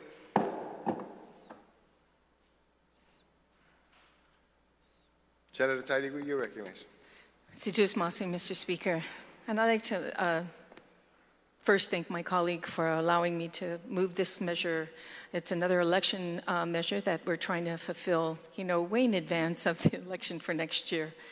And Mr. Speaker, if I may, I'd like to move to place Bill 154-38 COR as amended by the Committee on Economic Investment, Military Buildup, Regional Relations, Technology, Regulatory Affairs, Justice, Election, and Retirement, introduced by myself, which is an act to amend 3102A and add a new 3102.1H to Chapter 3, Title 3, and amended 3103.3C1 of Chapter 3, Title 16, Guam Code annotated relative to requiring documentary proof of United States citizenship to align Guam's voter registration practices with federal election integrity standards. Into the third reading file, Mr. Speaker, and I would like to speak on the bill. You can proceed. Thank you, Mr. Speaker, and my colleagues. Bill 154-38, as amended, is a measure that seeks to strengthen the integrity of the elections by aligning Guam's voter registration law with national standards and best practices. At the heart of any functioning democracy is the confidence its people have in the electoral process. When that confidence is undermined, whether by doubt, misfortune, or inconsistent safeguards, we risk losing the very foundation of public trust upon which this government is built on. In 2015, the law that required proof of citizenship was repealed, and only it required a requirement was a sworn affidavit, an honor system basically that assumes, and I mean assumes, citizenship without requiring proof, and the reason for this was to encourage voter turnout. However, this change did not fulfill its intent. In fact, in 2016, a total of 24,242 votes were cast, while in 2022, it was lower at 23,679, and in 2024, it went down to 19,022. While the vast majority of our people act in good faith, our laws must do more than rely on assumptions. They must ensure that only those with the legal right to vote is a United States citizen. This bill requires democracy. This bill requires proof of U.S. citizenship and a valid photo identification for voter registration. Whether submitted in person or online, it empowers the Guam Election Commission to securely verify, store, and administer these records, all while maintaining access and clarity to eligible voters. Bill 154-38 is not about exclusion. It's about ensuring that every legal vote counts and that no illegal vote dilutes the voice of our people. This effort is part of a broader movement nationwide, where 27 states are now in the process to pass similar, if not the same, legislation, while 7 states have already passed legislation. Our neighbors, our brothers and sisters in the CNMI have always had this law in place, while American Samoa also requires that, and the Virgin Islands also as well, and these are territories. We are not a state, but we are Americans. And we should uphold the same standard of transparency, accountability, and security when it comes to safeguarding our elections. So I ask Mr. Speaker and my colleagues, I ask for your support on this measure, and I'm willing to stand to ask any questions that you may have so that we can strengthen the integrity of our democracy. Thank you, Mr. Speaker. Thank you very much, Senator. On the bill, are any senators wishing to speak on the bill? On the bill.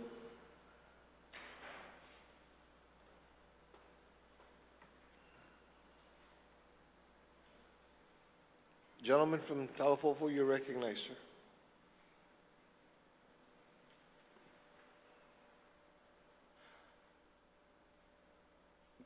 Thank you, Mr. Speaker, for this opportunity to add my brief comments in support of Bill 154, which mandates the Guam Election Commission to require proof of U.S. citizenship from individuals applying to vote in Guam elections. Mr. Speaker, the intent of Bill 154 is aligned with Executive Order 14248, issued by President Donald J. Trump on March 25, 2025, which seeks to preserve and protect the integrity of all American elections. Presidential Executive Order 14248 recognizes that documentary proof of U.S. citizenship shall include a copy of a United States passport, an identification document compliant with the requirements of the Real ID Act of 2005 that indicates the applicant is a citizen of the United States, an official military identification card that indicates the applicant is a citizen of the United States, or a valid federal or state government-issued photo ID if such identification indicates that the applicant is a United States citizen, or if such identification is otherwise accompanied by proof of United States citizenship. Mr. Speaker, during our discussion on a different election-related proposal, I noted that voting is the most important act of a democratic society. If approved, Bill 154 would add a safeguard, and safeguarding this particular privilege by establishing a basic and clear way for the GEC to verify a person's citizenship with documentation mirroring those that are recognized in Presidential Executive Order 14248. With the assistance of the United States Department of Homeland Security in reviewing voter registration lists for accuracy and citizenship status, I believe that the GEC will be well positioned to implement the requirements of Bill 154. Mr. Speaker, the GEC supports Bill 154, which it believes would tighten voter rolls, improve public trust, minimize election day disputes, and enhance readiness for federal audits, acknowledging that federal election assistance funding, which for Guam currently totals about $200,000 a year, would be tied to compliance with federal integrity standards. In closing, Mr. Speaker, I thank the author of Bill 54 for putting this proposal forward and the collaboration that she has developed with the Guam Election Commission. The privilege of voting in our democracy must be protected with policies like Bill 154, and its passage during this session will only strengthen our people's trust in our elections moving forward. Thank you, Mr. Speaker, for the opportunity to share my comments in support of Bill 154 as amended. Thank you, Mr. Speaker. Thank you very much, Mr. Senator. On the bill, any other senator wishing to speak on the bill? No other senator wishing to speak on the bill? Senator Taitigui, you can close. Situs Masi, Mr. Speaker. Thank you for the opportunity to close on this measure, and I'm not going to forget to also incorporate. Sorry? Did you want to speak? You already called it, I did, Mr. Speaker? Okay, please.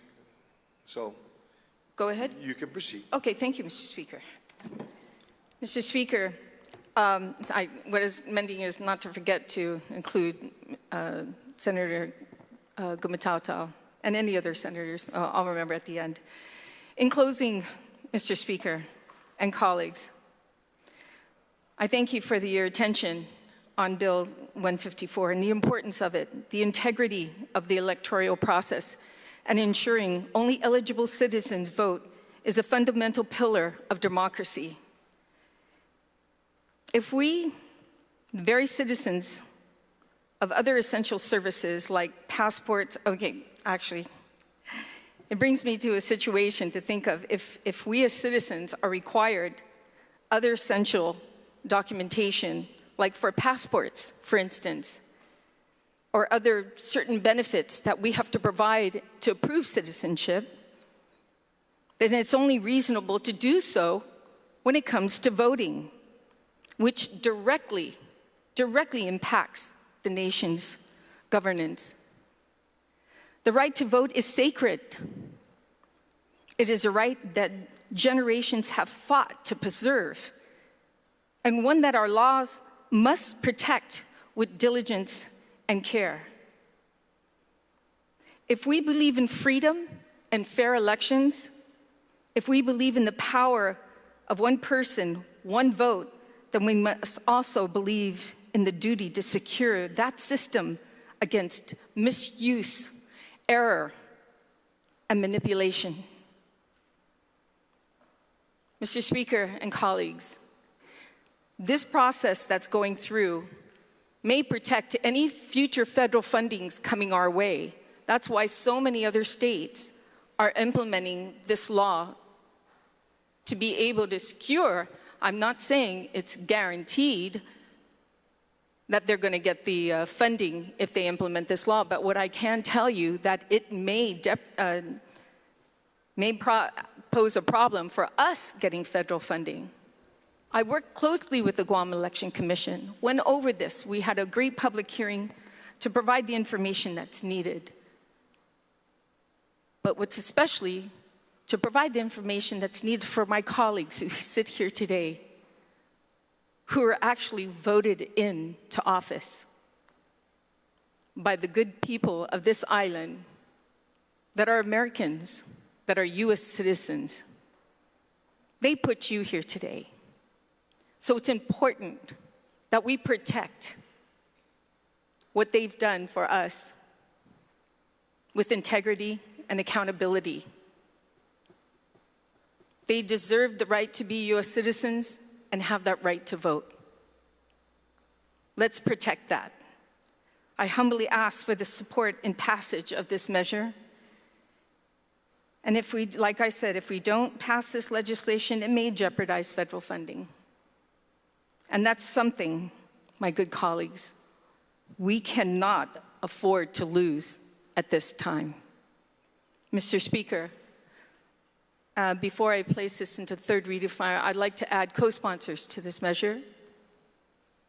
I'd like to add Senator Sean Gumatautau, who probably has beat me as many times of being at a public hearing. He's exceeded my, my record. I'd also like to invite Senator Shelley Calvo.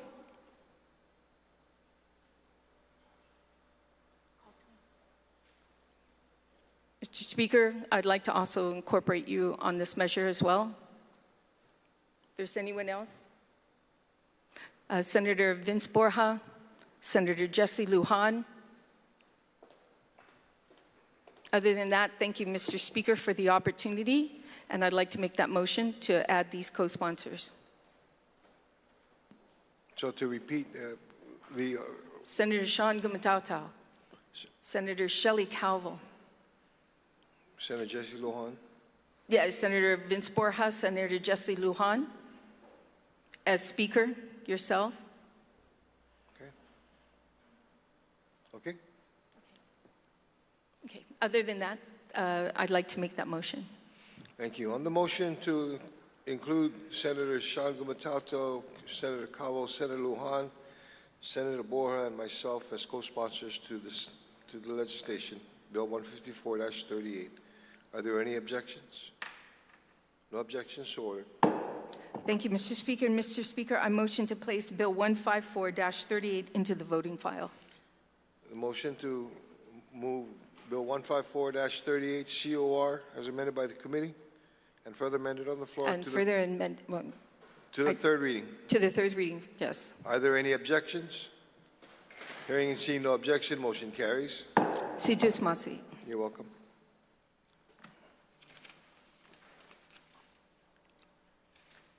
Next is Bill 24-38 COR. Senator Parkinson, you are recognized, sir. Thank you, Mr. Speaker. At this time, I would like to move Bill number 38 COR, Emergency Contraception for Survivors of Rape, to the third reading file, and I would like to discuss. You can proceed. Thank you, Mr. Speaker. Hafaday to the people of Guam, and good afternoon. To my honorable colleagues, I rise today to ask for your support in Bill number 2438, and I thank you for the opportunity to speak on this bill and act and add a new Chapter 98 to Title 10 Guam Code Annotated relative to emergency contraception for survivors of rape. This measure is rooted in one simple but powerful principle: that no survivor of rape should be denied timely, compassionate access to emergency contraception. If a woman has been violated in one of the most traumatic ways imaginable, she should not also have to fight for the basic right to prevent a pregnancy resulting from that assault. Bill 24-38 ensures that this right is clearly protected in Guam law. This bill does not introduce a new medical procedure or policy. I want to be very clear about that. In fact, Guam Memorial Hospital, GRMC, and the Healing Hearts Crisis Center already provide emergency contraception to sexual assault survivors as part of their standard of care. What this bill does is it safeguards that practice. It creates a clear legal requirement that emergency healthcare facilities must inform survivors of their right to emergency contraception and make it available upon request. By codifying this care, we prevent future ambiguity and ensure that victims are not at the mercy of changing policies or political tides. Emergency contraception is often misunderstood. So I'd like to clear up some of those misunderstandings. So let me be very clear for everybody in this chamber and for everybody listening at home. This is not an abortion drug. The bill defines it as medication approved by the United States Food and Drug Administration to prevent pregnancy after sexual intercourse. And it does this by preventing ovulation or fertilization. It does not terminate a pregnancy. One common form, known as Plan B, is available over the counter and is most effective when taken as soon as possible. This distinction matters. In the wake of the U.S. Supreme Court's Dobbs decision, access to reproductive care has been restricted in many states. That legal uncertainty has created fear and confusion, even in areas like ours, where basic reproductive care remains protected. Bill 24-38 brings clarity. It affirms that in Guam, survivors will be informed of their medical options, and they will not be denied the care they need in moments of crisis. This legislation has received strong support from the organizations such as the Bureau of Women's Affairs and Guam Behavioral Health and Wellness Center. These are the people on the front line. They are the ones answering the calls, sitting with survivors, and walking them through the first painful hours after an assault. They have made it clear that access to emergency contraception is not just helpful, it is essential. Their testimony has informed several refinements to the bill, including suggested clarifications in language to reflect the realities of over-the-counter availability and the importance of naming Guam's only rape crisis center in statute. This bill is not about politics. This bill is about basic human dignity. It ensures that survivors of rape are not re-traumatized by being denied control over their own reproductive future. It affirms that even in the most vulnerable of moments, a woman has the right to decide what happens to her body, full stop. That decision should rest with her. Not with bureaucracy, not with delay, and not with silence. To every survivor who never received help, to every nurse or advocate who has stepped in when no one else would, and to every family who hopes that if the unthinkable happens, their daughter or sister will be treated with respect. This bill is for you. Bill 24-38 is not a radical proposal. It is a reaffirmation of care, of compassion, and of the right to heal. So to my colleagues, I respectfully ask for your support. Let us pass this measure with unity, not division. And let us clearly say that in Guam, survivors are not forgotten. They are protected. Thank you, Mr. Speaker, and I yield the rest of my time. Thank you very much, Senator. On the bill, Bill 24-38 COR, are there any senators wishing to? Gentlelady from Georgia, you're recognized. Thank you for allowing me to speak on this bill, Mr. Speaker. I just wanted to ask a point of inquiry to the sponsor.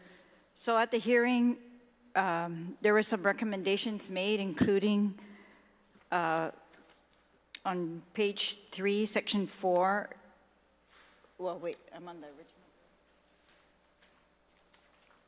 That's the original bill. On the amended bill, it's on page...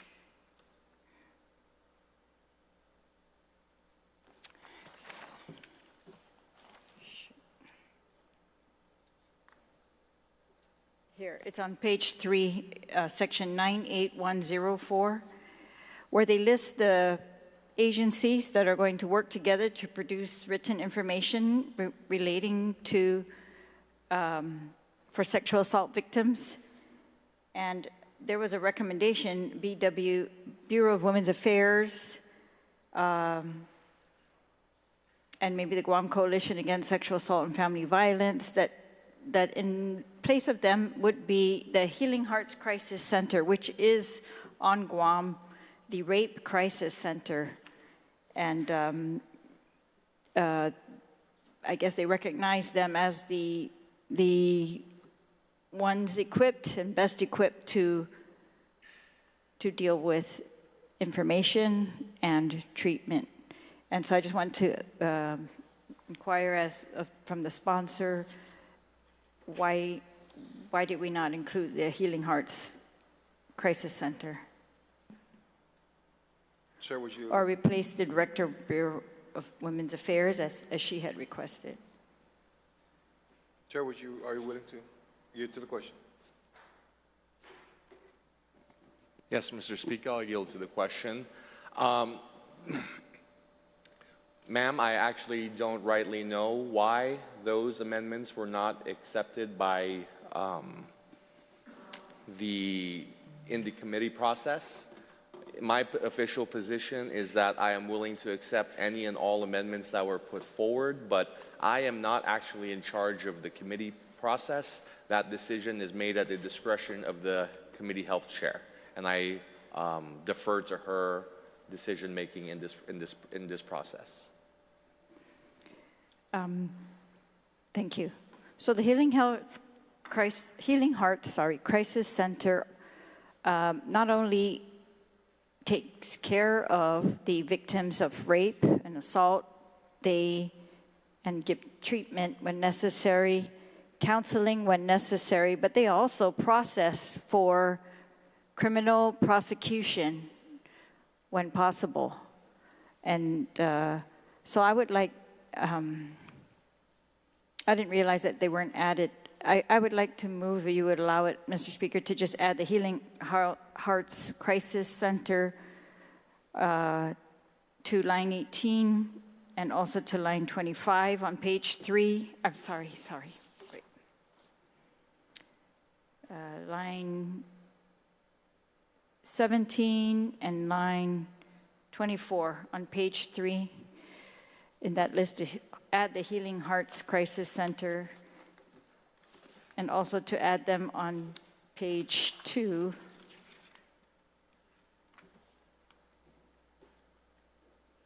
Where it says on Part B, orally inform each sexual assault victim of her option to be provided emergency contraception at the healthcare facility or Healing Hearts Crisis Center. To just add that in the 3 places. Let's take them one at a time. So what was your first one? Page 3, line 17.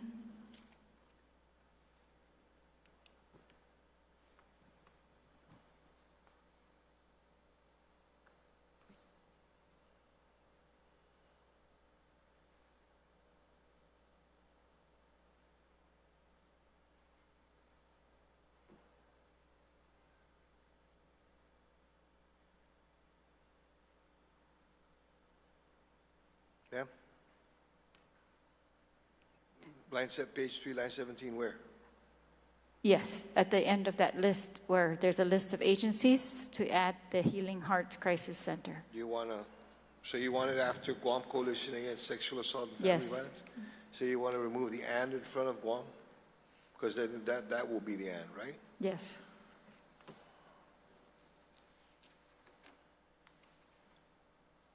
And the Healing Hearts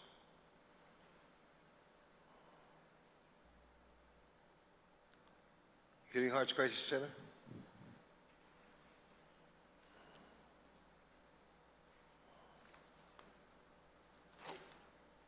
On the amendment, to add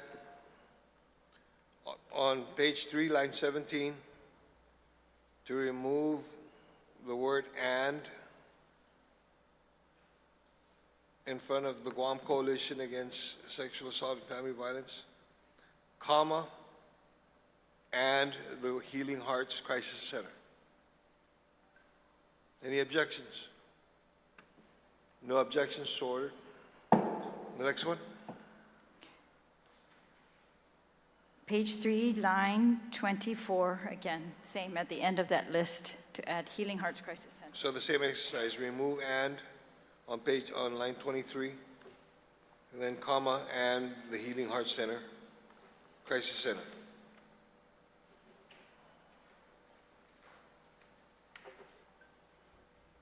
On that amendment, to add on page 3, line 24, after the words "and family violence," comma, and the Healing Hearts Crisis Center. Okay, any objections? No objections, so ordered. And your third one.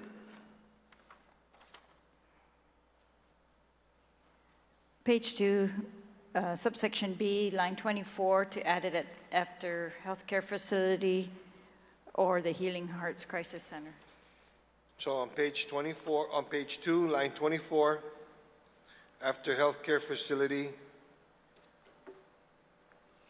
the words "or Healing Hearts Crisis Center." Is that right? Yes. Okay. On that amendment, are there any discussions, any objections? So ordered. Senator, I'm going to need that in writing, okay? We did it, but do it in writings for the clerks. Sure. Okay? You can proceed. Thank you. So I'd also like to inquire from the sponsor, on page 1 of the bill,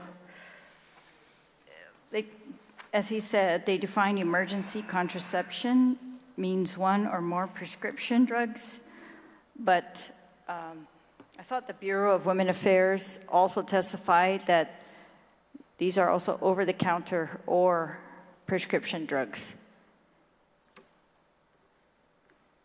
And just wondering, should we include that, over-the-counter? Would the author yield to the question? Yes, Mr. Speaker. Like I said in my previous testimony, I'm more than open to any amendments necessary for making this bill as comprehensive as we can. It was not my decision not to include that. That is at the discretion of the Health Committee, but I am more than open to having that as an amendment. I think it's very fine. Well, I'm just raising that point. I'm not going to make that amendment myself. I'm just going to leave that. That was one of the testimonies that I remember reading.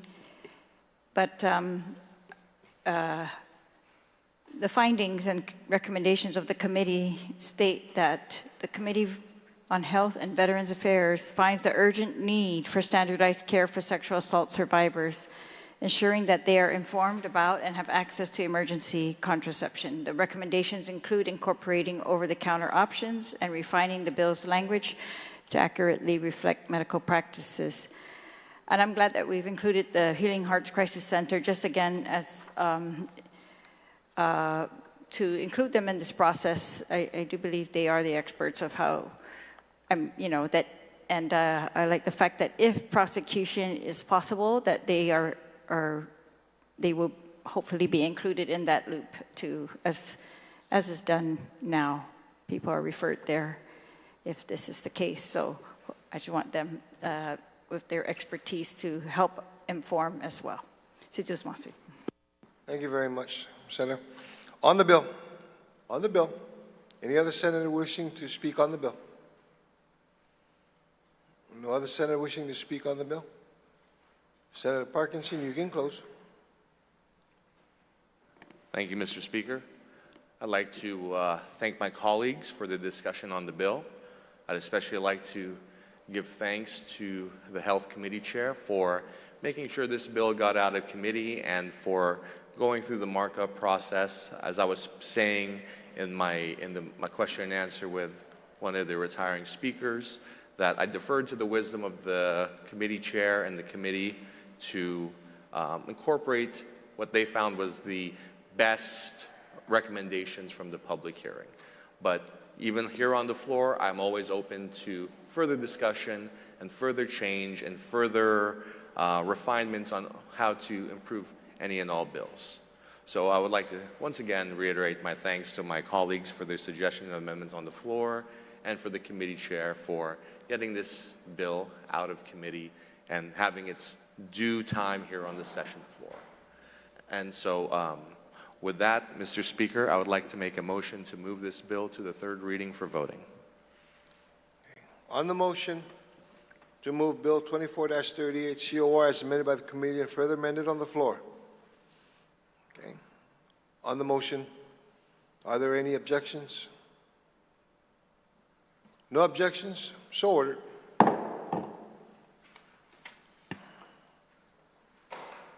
Senator Parkinson, you're still up. Bill 31.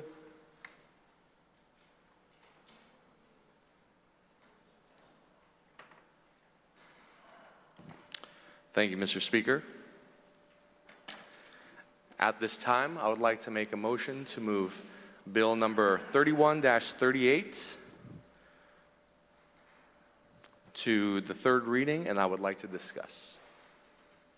31-38 COR is amended by the Committee on Health. Yes, sir. Can you go ahead and read the title? Yes, sir. Stand by.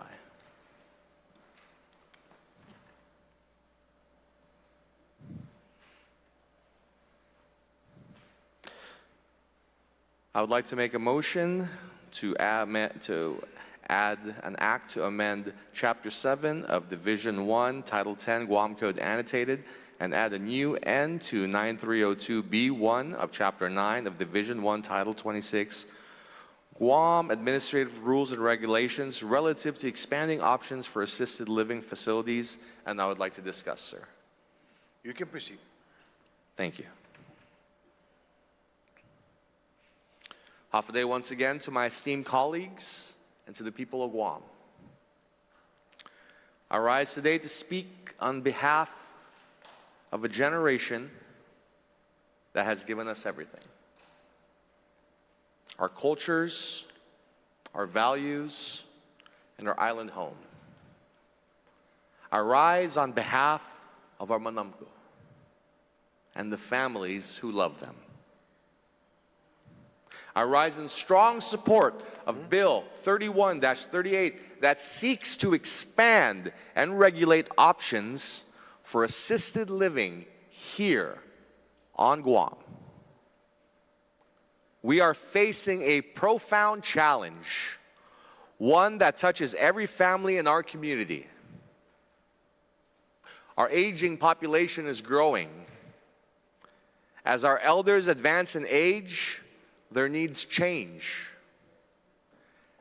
Many require a level of care that falls into a wide gap between living independently at home and the 24-hour intensive medical services of a skilled nursing facility.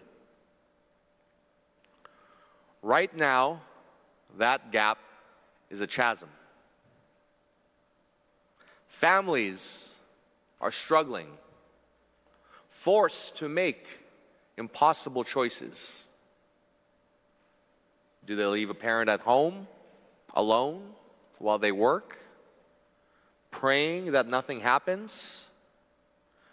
Or do they send their loved ones off island, separating from their home and their heritage in their final years? This is a crisis happening right now. During the public testimony for this bill, we heard from Mr. Peter Alexis Atta, the founder of Guma Oru. He told us that on the night before his testimony, there were 22 patients at Guam Memorial Hospital who were medically ready to be discharged but had nowhere to go. 22 of our people occupying critically needed hospital beds because our island lacks the proper facilities to care for them. And that is not acceptable. This is the reality that Bill 31-38 directly confronts. So what does this bill do? First, it establishes a comprehensive legal and regulatory framework for assisted living facilities. It amends our laws to create clear standards for licensing, operation, and management. As Mr. Atta testified, he and others who want to help solve this problem are currently blocked because, in his words, there is nothing on the current law that addresses assisted living homes. This bill fixes that. It provides the clear rules and regulations needed to ensure that when these facilities open, they are safe, they are held to high standards, and they provide quality care. Second, the bill addresses the critical issue of financial sustainability. It directs the Department of Public Health and Social Services to find ways to maximize funding from every available source: Medicare, Medicaid, and the medically indigent program. We heard testimony from Director Therese Areola that our government currently spends nearly $3.4 million a year from our locally funded MIP program to support just 37 individuals at St. Dominic's. By creating a framework that allows facilities to potentially access federal funds, we can provide more care to more people in a more sustainable way.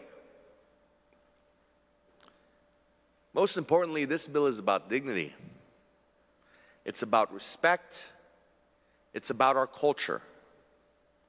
As Jessica Uggan-Cepeda, a social worker, stated in her testimony, providing this level of care is supportive of human dignity and of our own cultural values of respeto and inafamaulik.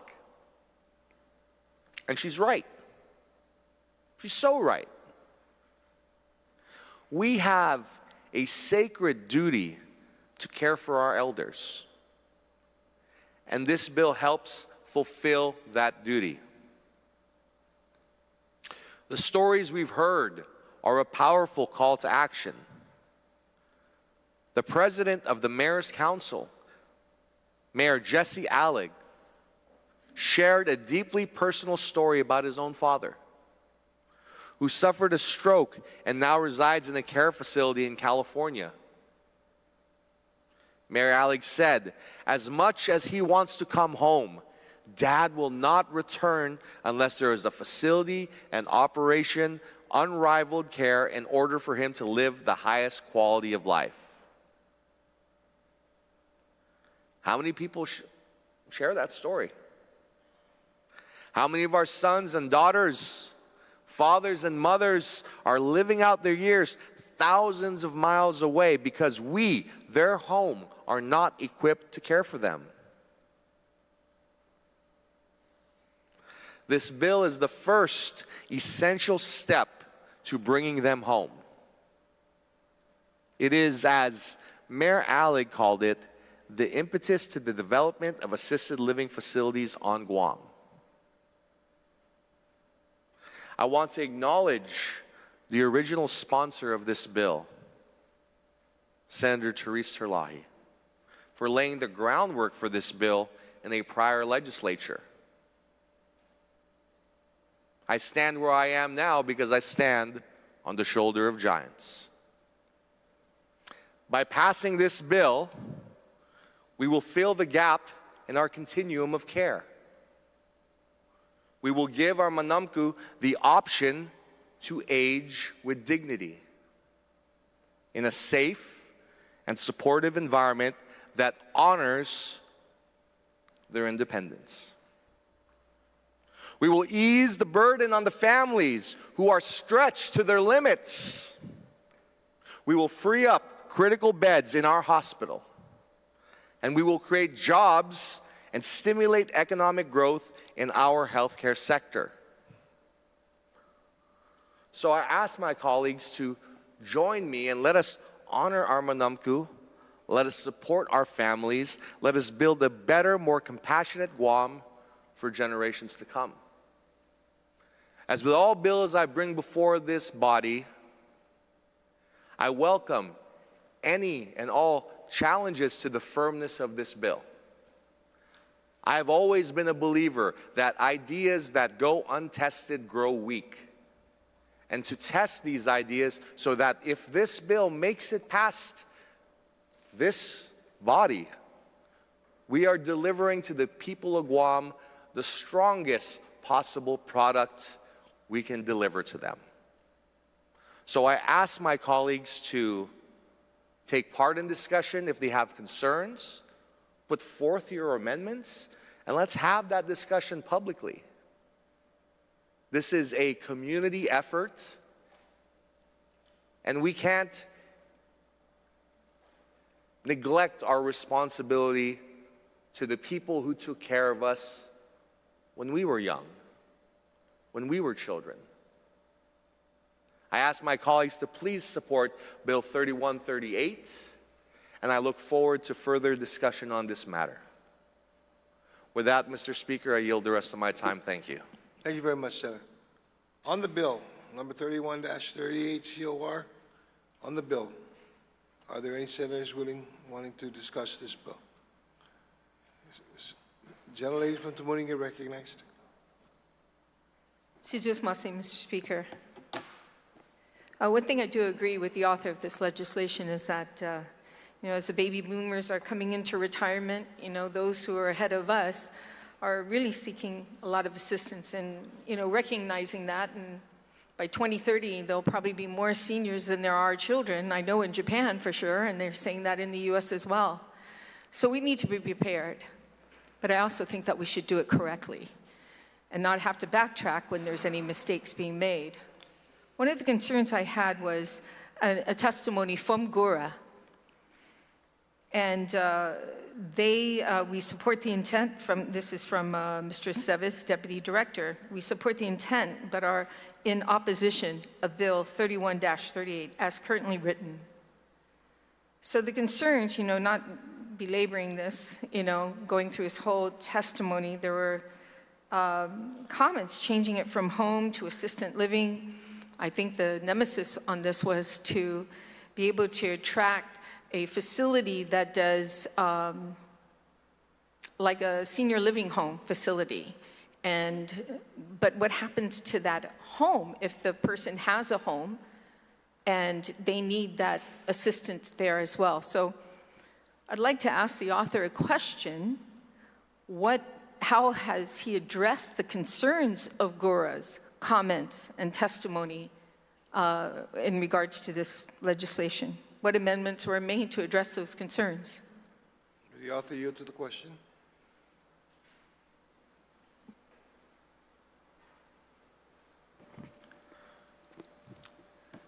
Yes, Mr. Speaker. At this time, I would like to defer to the Committee on Health and the Health Chair. For me, I have told them that I'm open to all and any amendments, so I deferred to their decision-making for what comes out of the committee, and I'm really honestly at the mercy of all of the committee chairs for what comes out of there. Let's take a minute recess. Mr. Speaker. Let's take a minute recess.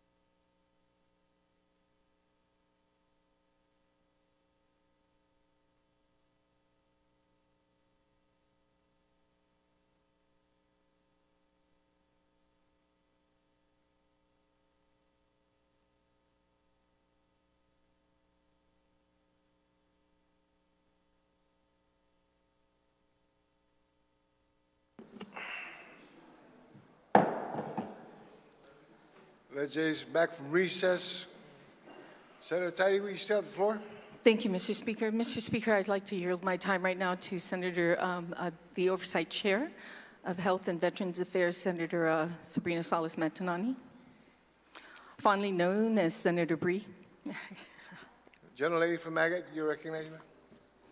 Thank you, Senator Terlahi. And Mr. Speaker, I'd like to move Bill 31 back to committee so that the author of the legislation can address some of the concerns that are being raised on the floor, and also incorporate any testimony that was provided during the public hearing and the recommendations. So that's my motion. On the motion to send Bill 31-38 COR back to committee. Okay, on the motion, gentlelady from Georgia, you recognized? Thank you, Mr. Chair. Thank you, Mr. Speaker, and thank you to the chair for making that motion. I fully support that motion, and there are several reasons. One is because there was much testimony on this bill, and GURA, Public Health, DICIT, and while some of GURA's recommendations were included, Public Health's recommendations were not, DICIT's were not. And when the author says he stands on the shoulders of giants and thanks me on this bill, that's because it's a bill that I introduced in the 36th Guam Legislature, Bill 341-36, word for word, 22 pages or 21 pages, except for maybe a paragraph or two in the intent. This was a bill that I had worked on with Gita, and because, of course, of the great concern for the need for assisted living. The problem at that time that was pointed out by the public guardian and others was that without public health actions to either get a waiver to include assisted living facilities on Guam under Medicaid, as all the other states are doing. They're getting waivers under Medicaid programs to include assisted living. Any assisted living program that we came up with would not be covered by Medicaid, and is not covered by MIP. And that was confirmed at the recent public hearing as well. So it's like a false promise to our Manamco that they are going to get assisted living, but they're going to pay it out of their pockets. They're not going to get covered under Medicaid or MIP, and that can be changed. And in 2022, Public Health had promised that they were going to work on that, a waiver, first of all, because that would be no impact to them. And if not a waiver, that they could change their state plan and make an amendment to it. That's in our control to cover assisted living. We were having a big issue at the hospital because they wanted some patients who didn't need, actual immediate acute care could be moved to, for example, St. Dominic's or other, and this is what the public auditor, the public guardian had pointed out at that point, that they are not covered at St. Dominic's. And that was the only facility at that time. So it really was a crisis, and we still seem to be in the same exact position, waiting for public health to ask or seek this waiver. So they did promise at the public hearing that they would do that, and so I urge that they do that. And I do agree that these recommendations made by these different agencies should be resolved. I can't tell whether they conflict or they're consistent, but I also think public health should resolve whether we're going to get covered by Medicaid or we're not for these types of programs. But I do commend the person who's, trying to start up a new business, because we do need this. So, I'd like to get this done as soon as possible. Thank you. Thank you very much. On the motion, Senator from Momototomaiti, so you recognize. Thank you, Mr. Speaker. I appreciate the discussion regarding this bill. I'd also like to address some of the things that were said regarding some of the concerns. After reviewing the committee report, I did see that our Health Committee decided to adopt some of the language suggested by Gura in terms of the expanding these definitions to include independent living facility, service-enriched housing and nursing home, palliative or hospice care facility, to satisfy those deficiencies, and people with disabilities in addition to the elderly at distance request. So some of these things are on there. However, that being said, I support the motion by the chairwoman on health to send this back to committee to make sure that we get this done right. I've always been saying that bills that do not get challenged grow weak, and they do not give the people of Guam the best possible product. I've stood on this floor and I've stood on bills that I thought could meet that high standard. And there are questions that if this bill can meet that high standard, and I share those misgivings, I agree with the retiring speaker that we do not want to put the people of Guam in a false sense of hope that we are delivering a check that won't cash, that we're delivering a bill of goods that will not provide the service that we say it does. So to that end, I am more than willing to send this back to committee and have further discussions, further public hearings, and further refinements on this bill so that we get the best possible bill. I am among the people here on this island when it came to care for the elderly. I had to resort to sending my own father to care outside the island because we did not have that care here. We sent him over to the Philippines where he was able to receive 24-hour care for his advanced degenerative Parkinson's disease. As best we can, we would bring him back to Guam every few months because he would love to spend time with family, come back to vote, come back and do regular medical maintenance. But he couldn't live his day-to-day life here on Guam because we did not have the services to adequately support our aging population. I know there are many members in this body today who are dealing with elderly family and end-of-life care for those that we care about. And I want to make sure that when that time comes, we are able to do it with dignity and respect here in our home island.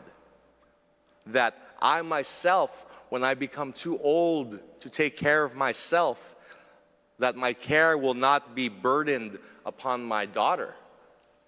That I could live here on this island, see my family, be close to my roots and my island without having to ship myself thousands of miles away. Without any of us having to ship our family members thousands of miles away because we do not have the basic resources to do it here on the island. There have been laws that have been passed that allow us the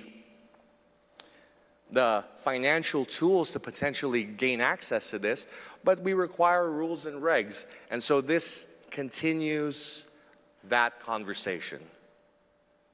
Maybe I overstated it when I said I stood on the shoulder of giants. Maybe just really tall people.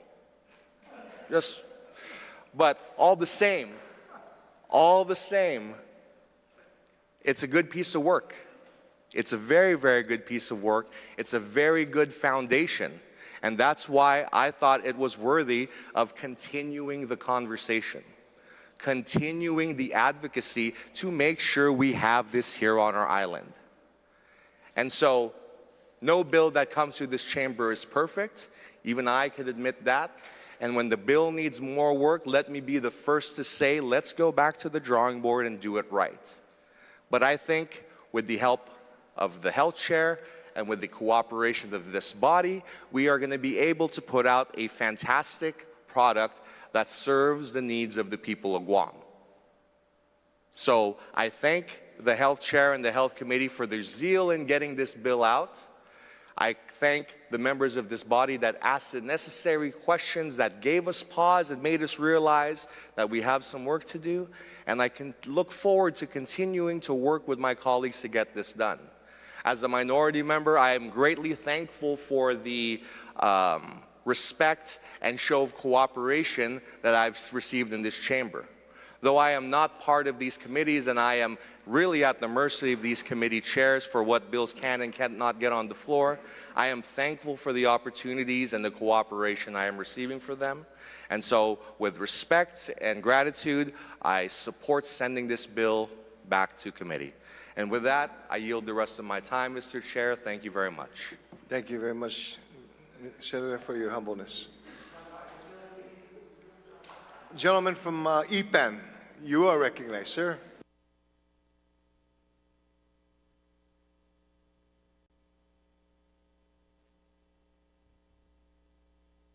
Sidus Masi, Mr. Speaker, for, I guess, the opportunity to just kind of decipher what the hell just happened.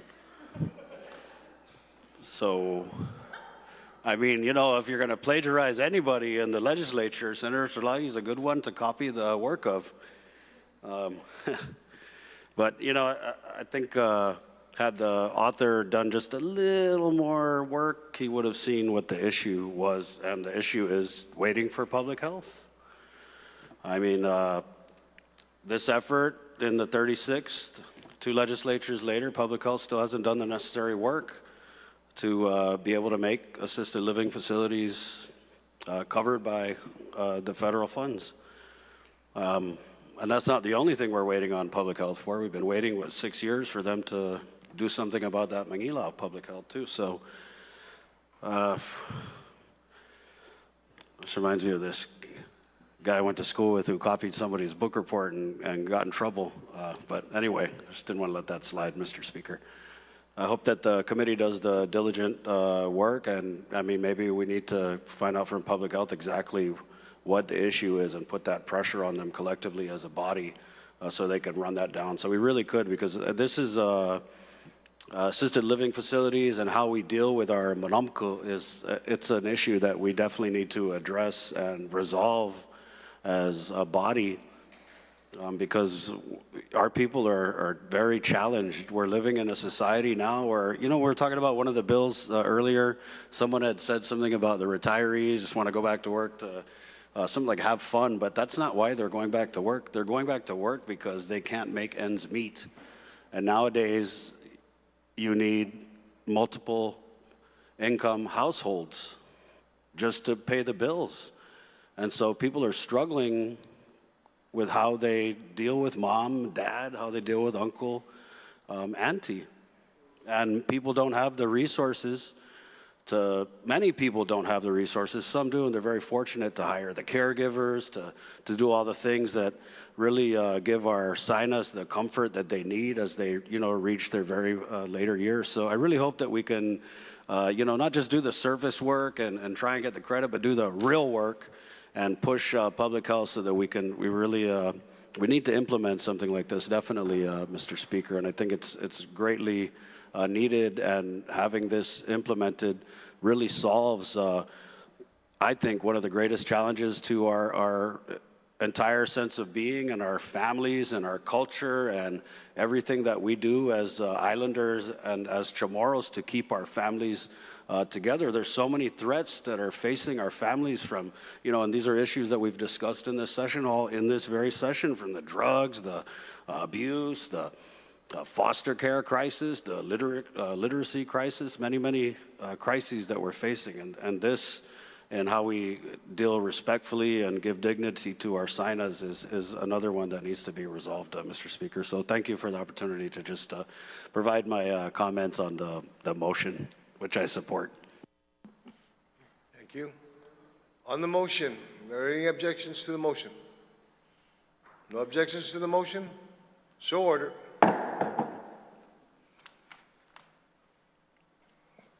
Next up, Bill 56-38. Senator Tulagi.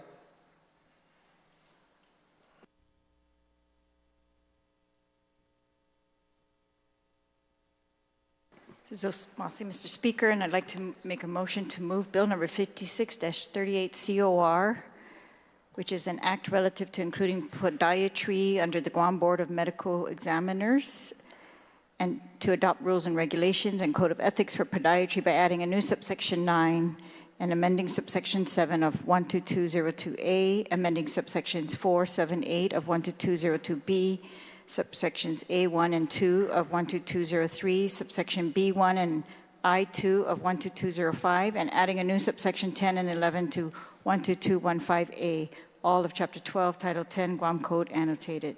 I'd like to move that to the third reading, and I'd like to discuss the bill. You can proceed, ma'am. Masi. So the bill, in short, is probably shorter than the title. No kidding, but it's really just to move the regulation or the licensure of podiatrists on Guam from the Allied Health Board over to the Guam Board of Medical Examiners. This is deemed more fitting. As we know, the Guam Allied Health Board is huge. It covers everything from veterinarians to counselors to physical therapists, respiratory therapists, many, many other things. But the Guam Board of Medical Examiners is more aligned with the education that podiatrists undergo and the procedures that they are allowed to do, including surgical and medical responsibilities. And thus, in the interest of patients and the licensing of podiatrists to do these things to patients, the Board of Allied Health had asked, and so we had sponsored this bill to move them over to the Guam Board of Medical Examiners. Podiatry is a specialized medical field focused on the diagnosis, treatment, and management of conditions affecting the foot, ankle, and lower leg. Podiatrists undergo extensive education and training that is on par with other medical professionals. Aligning podiatry under the Guam Board of Medical Examiners would formally recognize the importance of this specialty and ensure that podiatrists are regulated alongside the medical professionals in Guam.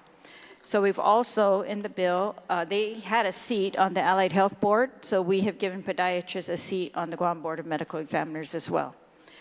Just a point of information, we learned in doing the bill that there really are only 7 podiatrists on Guam. So a very small field right now, but very important one. So that's really the gist of the bill, and I ask for my colleagues' support. Thank you. Thank you very much. On the bill, gentleman from Talavovo, you are recognized. Thank you, Mr. Speaker, for the opportunity to offer up my observations on Bill 56, which, again, as we heard from the author, would bring podiatry under the Guam Board of Medical Examiners. There was some thought on why we should take on this policy change right now in 2025. As the author mentioned, we have 7 podiatrists with active practices on Guam. I quipped that 28% of Guam's podiatrists were in the public hearing room testifying on the measure back on April 15th. It may be because, and this is just my assumption here, but outside of the drug epidemic that we have on Guam, we have a bigger problem, and that's diabetes. And I can maybe look at maybe a single foot issue, if we will, foot ulcerations. It is one of the most serious and costly complications of diabetes worldwide, including the United States. Up to 34% of adults with diabetes develop diabetic foot ulcers, and 2/3 of these particular conditions recur even after healing. These foot ulcers precede 80% of lower extremity amputations and are associated with diminished physical function, reduced quality of life, and increased mortality risk. Again, one single foot issue, perhaps just one symptom of diabetes that is being seen island-wide. Having podiatrists on the Guam Board of Medical Examiners would do much to draw on their respective experiences to, as outlined in their enabling statute, to, among other things, that responsibility, Mr. Speaker, to review the peer review findings and action by a healthcare organization. Since 1889, case law has more than once recognized states' broad authority to regulate within their borders, commenting that the states have a compelling interest in the practice of professions within their boundaries and as part of their power to protect the public health, safety, and other valid interests, that they have broad power to establish standards for licensing practitioners and regulating the practice of professions. In short, our authority to regulate the medical profession arises from our powers to protect the health of those who live on our island. Mr. Speaker, thank you for the time to talk about Bill 56-38. Thank you so much. Thank you very much. On the bill, are there any other senators wishing to speak on the bill? On the bill. Any other senators wishing to speak on the bill? Good bill. Senator Talai, would you like to close on your bill? Citizen Masi, as stated by the previous speaker, diabetes-related injuries to the foot or issues are really one of the prevailing problems on Guam. All diabetes-related symptoms and treatment. But again, so this is done in many of the other states. They either regulate podiatrists under the medical licensing board or by a board of their own. And so we are just also becoming more in line with the other states, and we are going to regulate podiatrists at the level of scrutiny that they require, which is with the other medical licenses, and to reflect the nature of the work that they do. And again, we're very grateful that we actually have 7 on Guam. We know the other crisis that we have is just a shortage of medical professionals. So thank you to my colleagues for their support.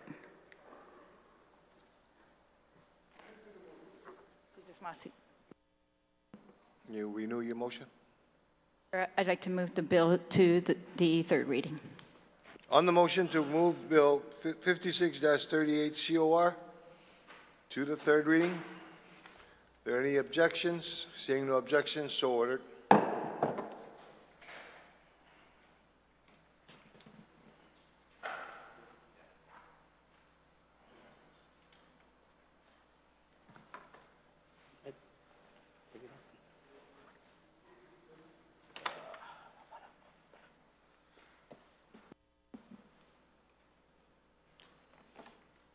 Bill number 68-38 COR. Speaker Blas, you're recognized. Thank you, Speaker. Speaker, I'd like to move Bill 68-38 COR as amended by the Committee on Education, Libraries, and Public Broadcasting, introduced by myself, which is an act to amend subsection 12107Y of Chapter 12, Title 17, Guam Code, annotated relative to the responsibility of liabilities of an academy charter school, into the third reading, and I'd like to be able to discuss it. You can continue. Thank you, Mr. Speaker. Mr. Speaker, Bill 68-38 clarifies the responsibility for liabilities incurred by the academy charter schools. This amendment is essential for ensuring that charter schools operate with clear accountability, especially when it comes to financial obligations. This bill was written after a conversation I had with the public auditor with regards to this matter. There was some concern, and it was at the time we were discussing some of the audits that he was conducting with the finances of the charter school. And he brought up that while there was debt that was being incurred by the charter schools, there was concern with regard to what of that debt if the charter schools were to dissolve and were to stop. The statute as it stands today, it allows them to incur the debt, but it does not address where the debt goes to or what happens to the debt if the charter schools dissolve. And so while we grant the autonomy to a charter school to innovate and serve our students in the unique ways that they do, there has to be some transparency and responsibility with that autonomy, and that it recognizes that, if you do incur the debt, because right now, as it stands, if they incur the debt, without the signature, mind you, and the approval that normally would take place in any procurement process of the governor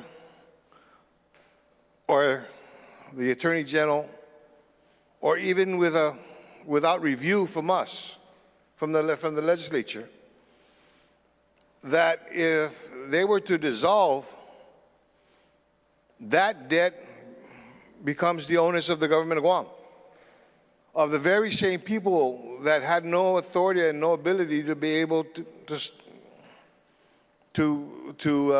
scrutinize the financial matter.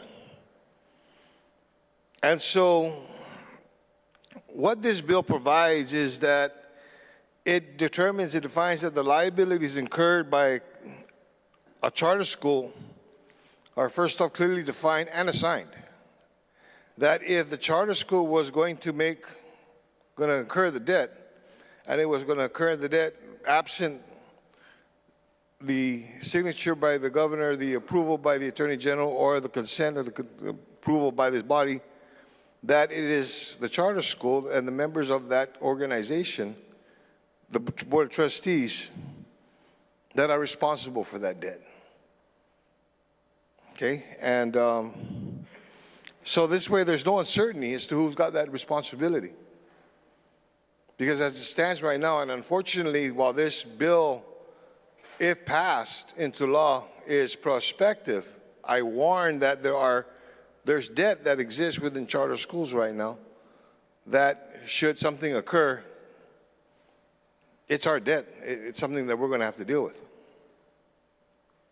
And so what this measure will provide is the ability to strengthen the integrity of the system and protect the students, the government, and the taxpayers from this debt should it, again, the charter school dissolve, and it has to be resolved. It has to be taken care of. So I ask my colleagues for their support on this bill. It's something that was brought up in a conversation I had with the public auditor. I want to thank him for bringing this to my attention, and I ask for my colleagues for their support. Thank you very much, Mr. Speaker. Thank you, Speaker Blas. Any member wish to speak on the measure? Senator Sinagasing, you're recognized. Thank you, Mr. Speaker. Just a simple question. As I'm reading the bill, it refers to that if you didn't get an approval from the governor or the attorney general's office, what if there was? What direction you go? You blame it on the governor, blame it on the AG? I just want to make clear, because I agree with the bill. Somebody needs to be held accountable.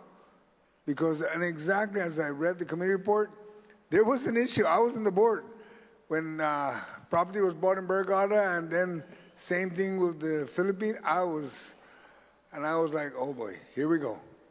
People are doing things beyond. So I just wanted to make sure, Mr. Speaker, that the question is if, on that last part of the bill, it says that if it didn't have, the responsibility is going to be on the Board of Trustees. Good. And then it also says if it wasn't green light by the governor and the AG, but what if it was? That's what I'm concerned about. Because if they happen to sign a document, then how do you share it? I'm just curious of that. Otherwise, I'm in support of the bill. I'm Doctor, you to the question? Yes, I yield to the question. Thank you very much. As it stands right now, if the debt was incurred after the review of the Attorney General and the approval of the governor, it does become a liability of the government of Guam. It is those debts that have been incurred that have not, and we have, unfortunately, they do have, at this point, that ability to be able to incur the debt without anybody's signature other than their own. And if that were to be the case, what this bill basically says is that if that were to be the case, the debt was incurred and was without the approval of the Attorney General, the signature of the governor, then that becomes the liability of the members of the board. Does that answer your question, Senator Sinagisi? Yes, but then I got another follow-up. What if this happened before the bill? How do we fix the current status of the charter schools that are already in debt? How do we protect the government on that, and how do we fix that? I mean, I'm not too sure. I just send them the bill, let them pay it out of their budget and be done with. The author yield? Thank you very much. I will yield to the question. I had mentioned that earlier in my presentation, that unfortunately this bill is it's perspective. It's everything that happens.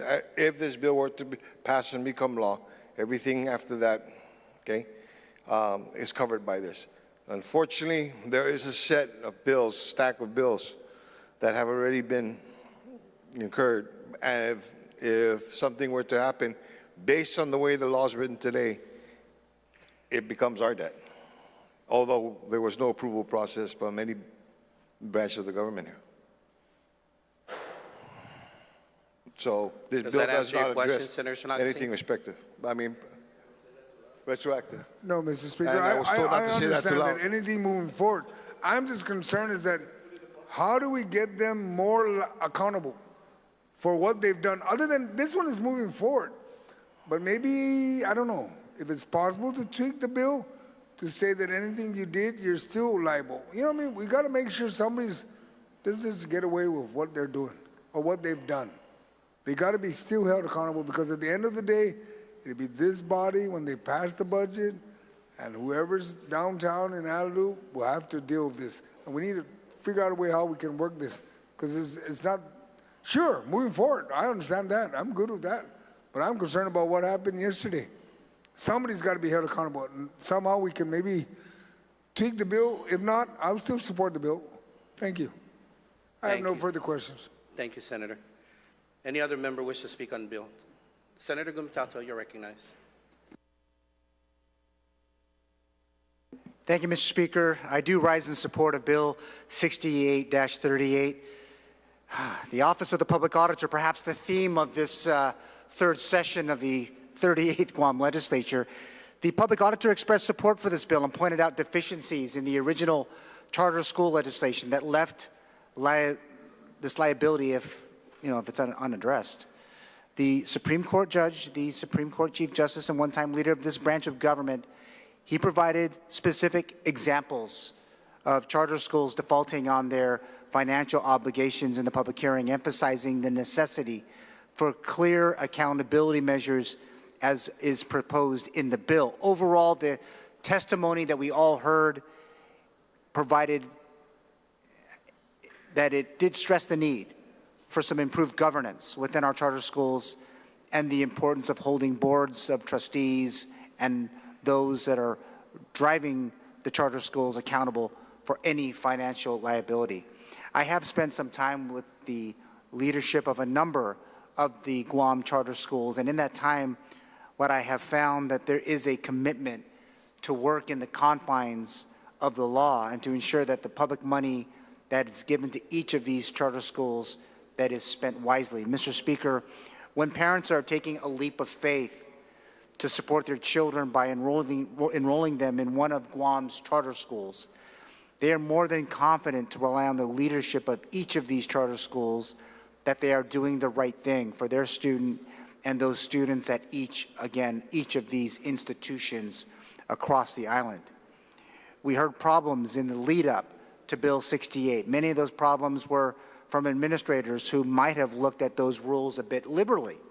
In the end result was, we could probably say, it might be a lack of credibility and hundreds, perhaps thousands of dollars allegedly misspent. I'm assuming that a gap was created, perhaps, in the haste to stand up Guam's charter schools. Bill 68 fills that gap. Autonomy is great, but to have more autonomy than any other instrumentality of the government of Guam is another thing. This bill is a call to all charter schools and to our executive branch agencies as a whole. Contracts will be prepared and executed in line with the laws of Guam. Bill 68 will more than make sure that school children are not the victims of adults who are taking advantage of a Guam law for some level of gain. I thank you, Mr. Speaker, the Speaker, for bringing the bill forward, and I ask that I could be added as a co-sponsor to this measure. Thank you again, Mr. Speaker, for the time. Thank you. Thank you, Senator Gumatauto. Senator Tolahi, you're recognized, ma'am. My apologies, I didn't see you earlier.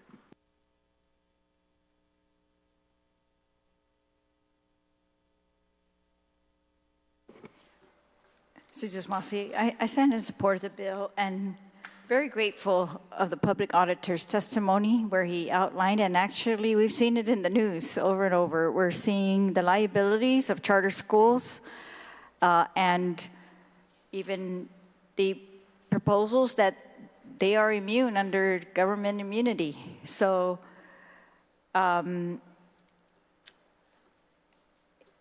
the public auditor pointed out, those are contracts made without any review of like any other agency does by the Attorney General or the Governor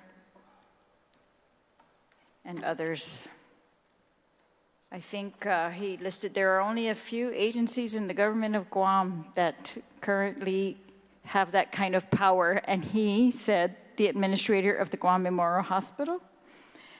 And otherwise, everybody gets clearance from BBMR and the signatures of the AG and the governor of Guam. I think we can add to the GMH list, the GIAA now.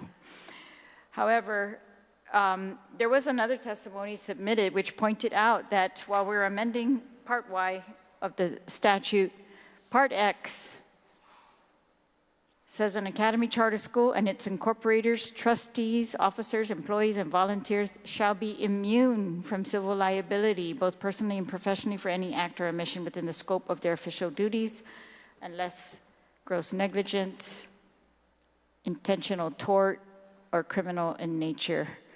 And the testimony pointed out that, so we might have a conflict on our hands if the liabilities are supposed to be the personal responsibility of trustees, yet this other provision continues to say they are immune. So the sponsor of the bill has assured me he's going to talk to the public auditor about this and resolve it. But really, back to the stories. Outrageous. I mean, if they're not able to manage their liabilities, their debts, and now we want to put them into GDOE schools and say, you know, let's bring all of that over here to GDOE, and GDOE has its own issues with managing liabilities, managing funds, and so I think the more protections, the better, and just the amount that the public auditor cited, $2.5 million. I think one lawsuit was $5 million. Some of them were not recovered because of time, but I don't think that was the intention when we started charter schools. They were supposed to be a benefit, an additional benefit to the children of Guam, not to incur additional liabilities for the government of Guam. And we have legislature, the way it's set up, they are taking money that could have gone to DOE and putting it into charter schools and giving them great autonomy, great authority for curriculum, for hiring practices, for compensation packages, all of it. And so I think if they are making all of those decisions that, as the bill states, the liabilities in the end should be theirs as well. Thank you, Senator Tolahi. Senator Taidugu, you're recognized. Mr. Speaker. You know, when I went to the public hearing on this, you know, I know that many of the schools were not in support of this legislation. And then after the conversation moving forward, the importance, especially coming from the public auditor, explaining the importance of it, I think we saw faces turn in a different direction during that public hearing. Like, yeah, it's a responsibility that they need to take upon themselves. If you're using government funds, you have to be accountable for it. It makes sense. If you're not doing any shenanigans, then there's no issue. You follow the procedures. You only spend money if you have money in the first place. And that's the first rule of thumb in procurement. I can tell you right now, Mr. Speaker, I'm very happy to see and even witness myself. Tonight is my graduation from Module 1, from Procurement Module 1, and my instructor today told me that, well, I'm excused because I already took my exam. But she told me that she's seeing more and more people from the charter schools attending these procurement modules.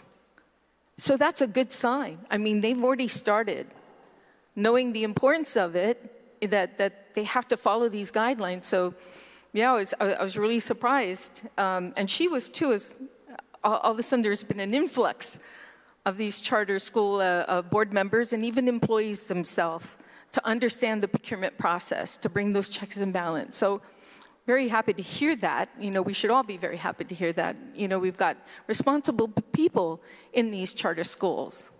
And again, I appreciate their efforts, and I want to give a shout out to my instructor, Roberta Castro. Thank you so much for letting me off tonight so I could be here. Now, there was a testimony that was provided by attorney Jacqueline Terlahi. And of course, she was in opposition. But at the end of her testimony, Mr. Speaker, she states that, if she could be so bold as to make some recommendations, and that is authorize the mandate of the Office of Attorney General of Guam to advise and counsel the charter schools unless the Attorney General authorizes the charter schools to utilize private counsel in writing. Second was mandate all contracts above $500,000 to be reviewed and approved by the Attorney General.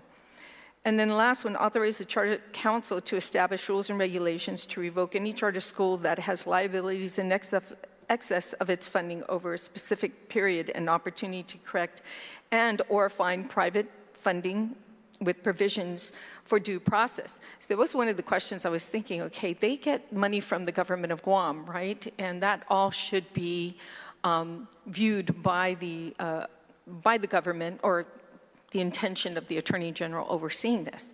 But what about donations that are provided, so I do have a question to the author of the legislation. What about these donations that come into these charter schools, which I'm hearing they get quite a bit of money on that route, for these charters? Will that be subject to, as well as Attorney General or the governor? That's a good question. I do yield to the question. That's actually a very good question, and that was actually brought up because they've got a unique situation in that they're allowed to be able to receive donations, monetary and otherwise, and then create debt or use that against debt that they incur. What the bill basically addresses is that, even if you do that, and the charter school dissolves, that debt, even if it was a debt that was brought upon by private donations and was supposed to be paid by private donations, becomes the debt of the government of Guam, although it didn't start from our coffers. That answer your question, Senator Taidu? And I think, per se, that in the event a debt has been incurred, and they're not unable, or actually the private funding that was provided to pay off that debt, the remaining amount is obviously government of Guam funding. So there we can see the liability. There we can see the money amount that was not fulfilled in this obligation, because of the funding we provided, and they go into debt. So it can get a little bit complicated, but you know, I'm very comfortable with the fact that the Attorney General has to review this. But my concern is that in the latter part of the bill, it states here that all liabilities personal responsibility of the charter schools or trusts who approved the contract or acquisition to incur the liability, et cetera, acquisition, was performed without a review by the Attorney General of Guam, okay, and the approval and signature of the Governor of Guam. Now, I think we should have the signature of the Attorney General, because this is Procurement 101. You have to get the approval by the Attorney General on any contract moving forward. So if I may, if this language does do what I'm requesting, or can I make a real small amendment to ensure that the signature of the Attorney General is needed? Not just to review it, but would also be needed. So are you going to be proffering an amendment? Yes, if you give me 1 minute, if I could confer to the author of the legislation, just to make sure that I'm going that right direction on that one. So if you give me 1 minute, we might be able to find something without having to burn a tree down. We'll take a 1 minute recess. Or cut a tree down.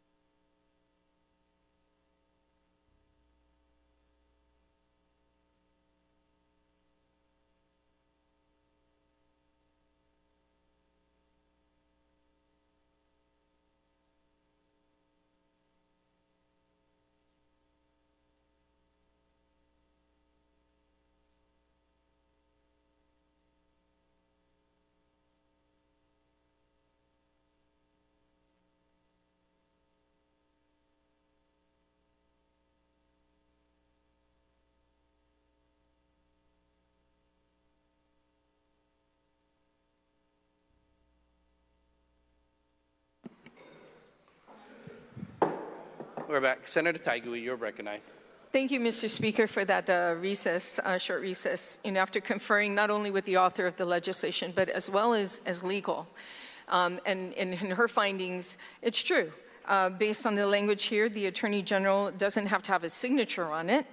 It does say that he has to review it. So, depending on what kind of Attorney General we get in the future that might not sign it, I'm sure we're going to come back to this body to ensure if we need a signature to move it forward that he reviewed it or she reviewed it, whoever the Attorney General is, and we'll come back. But in the meantime, I think that this Attorney General will do its due diligence to ensure that after they review it, they will make some kind of signature acknowledging it, and then it goes to the governor for her signature. So I thank you for the opportunity just to cross my T and dot my I's on this and just ensure that it's a smooth process on this legislation. So thank you, Mr. Speaker. And I also support the legislation and ask to be a co-sponsor as well. Thank you, Senator Taigui. Senator Lujan, you're recognized. Thank you very much, Mr. Speaker. Mr. Speaker, I stand in full support of this measure introduced by, of course, Speaker Bloss. Our charter schools, of course, play an extremely vital role in our public school ecosystem. They offer, of course, our parents and students an alternative model, more often flexible, more often innovative, and in many cases more responsive to the individual learning needs. But with this freedom must also come a level of fiscal and operational responsibility that ensures, of course, public funds are being managed, of course, appropriately. This bill is about ensuring that charter schools are financially responsible for their own decisions and not the government, and definitely not the taxpayers. Charter schools are given the flexibility to operate independently. With that autonomy must also come accountability. And if they enter into contracts, they and not the government of Guam should bear the responsibility for those obligations that are incurred. It simply makes it clear that charter schools as nonprofit entities are the ones on the hook for their liabilities. It's about protecting public funds, reinforcing accountability, and preserving the integrity of our charter school system. So I want to thank the author again for this much-needed measure, because we have, thank God at this point, nothing is put upon the government of Guam to burden the responsibility of the obligation, but we're having a taste of what may come, what may happen. And so we don't want that moving forward. I don't think there's anyone in this body that does not support charter schools. As a matter of fact, we've capped it already. We had one, I think the last charter school based on the amount, the cap of the charter schools allowed. So there's not, and if I'm not mistaken, that was in the 37th Guam Legislature. It was a unanimous decision, a vote. But that being said, again, so we're all in support of that. But likewise, we're all in support of not burdening the government of Guam and not burdening the taxpayers of Guam of obligations, most especially when the autonomy is given to those schools, to those individual charter schools to make those decisions. And again, often react to market needs a lot faster than, of course, conventional schooling.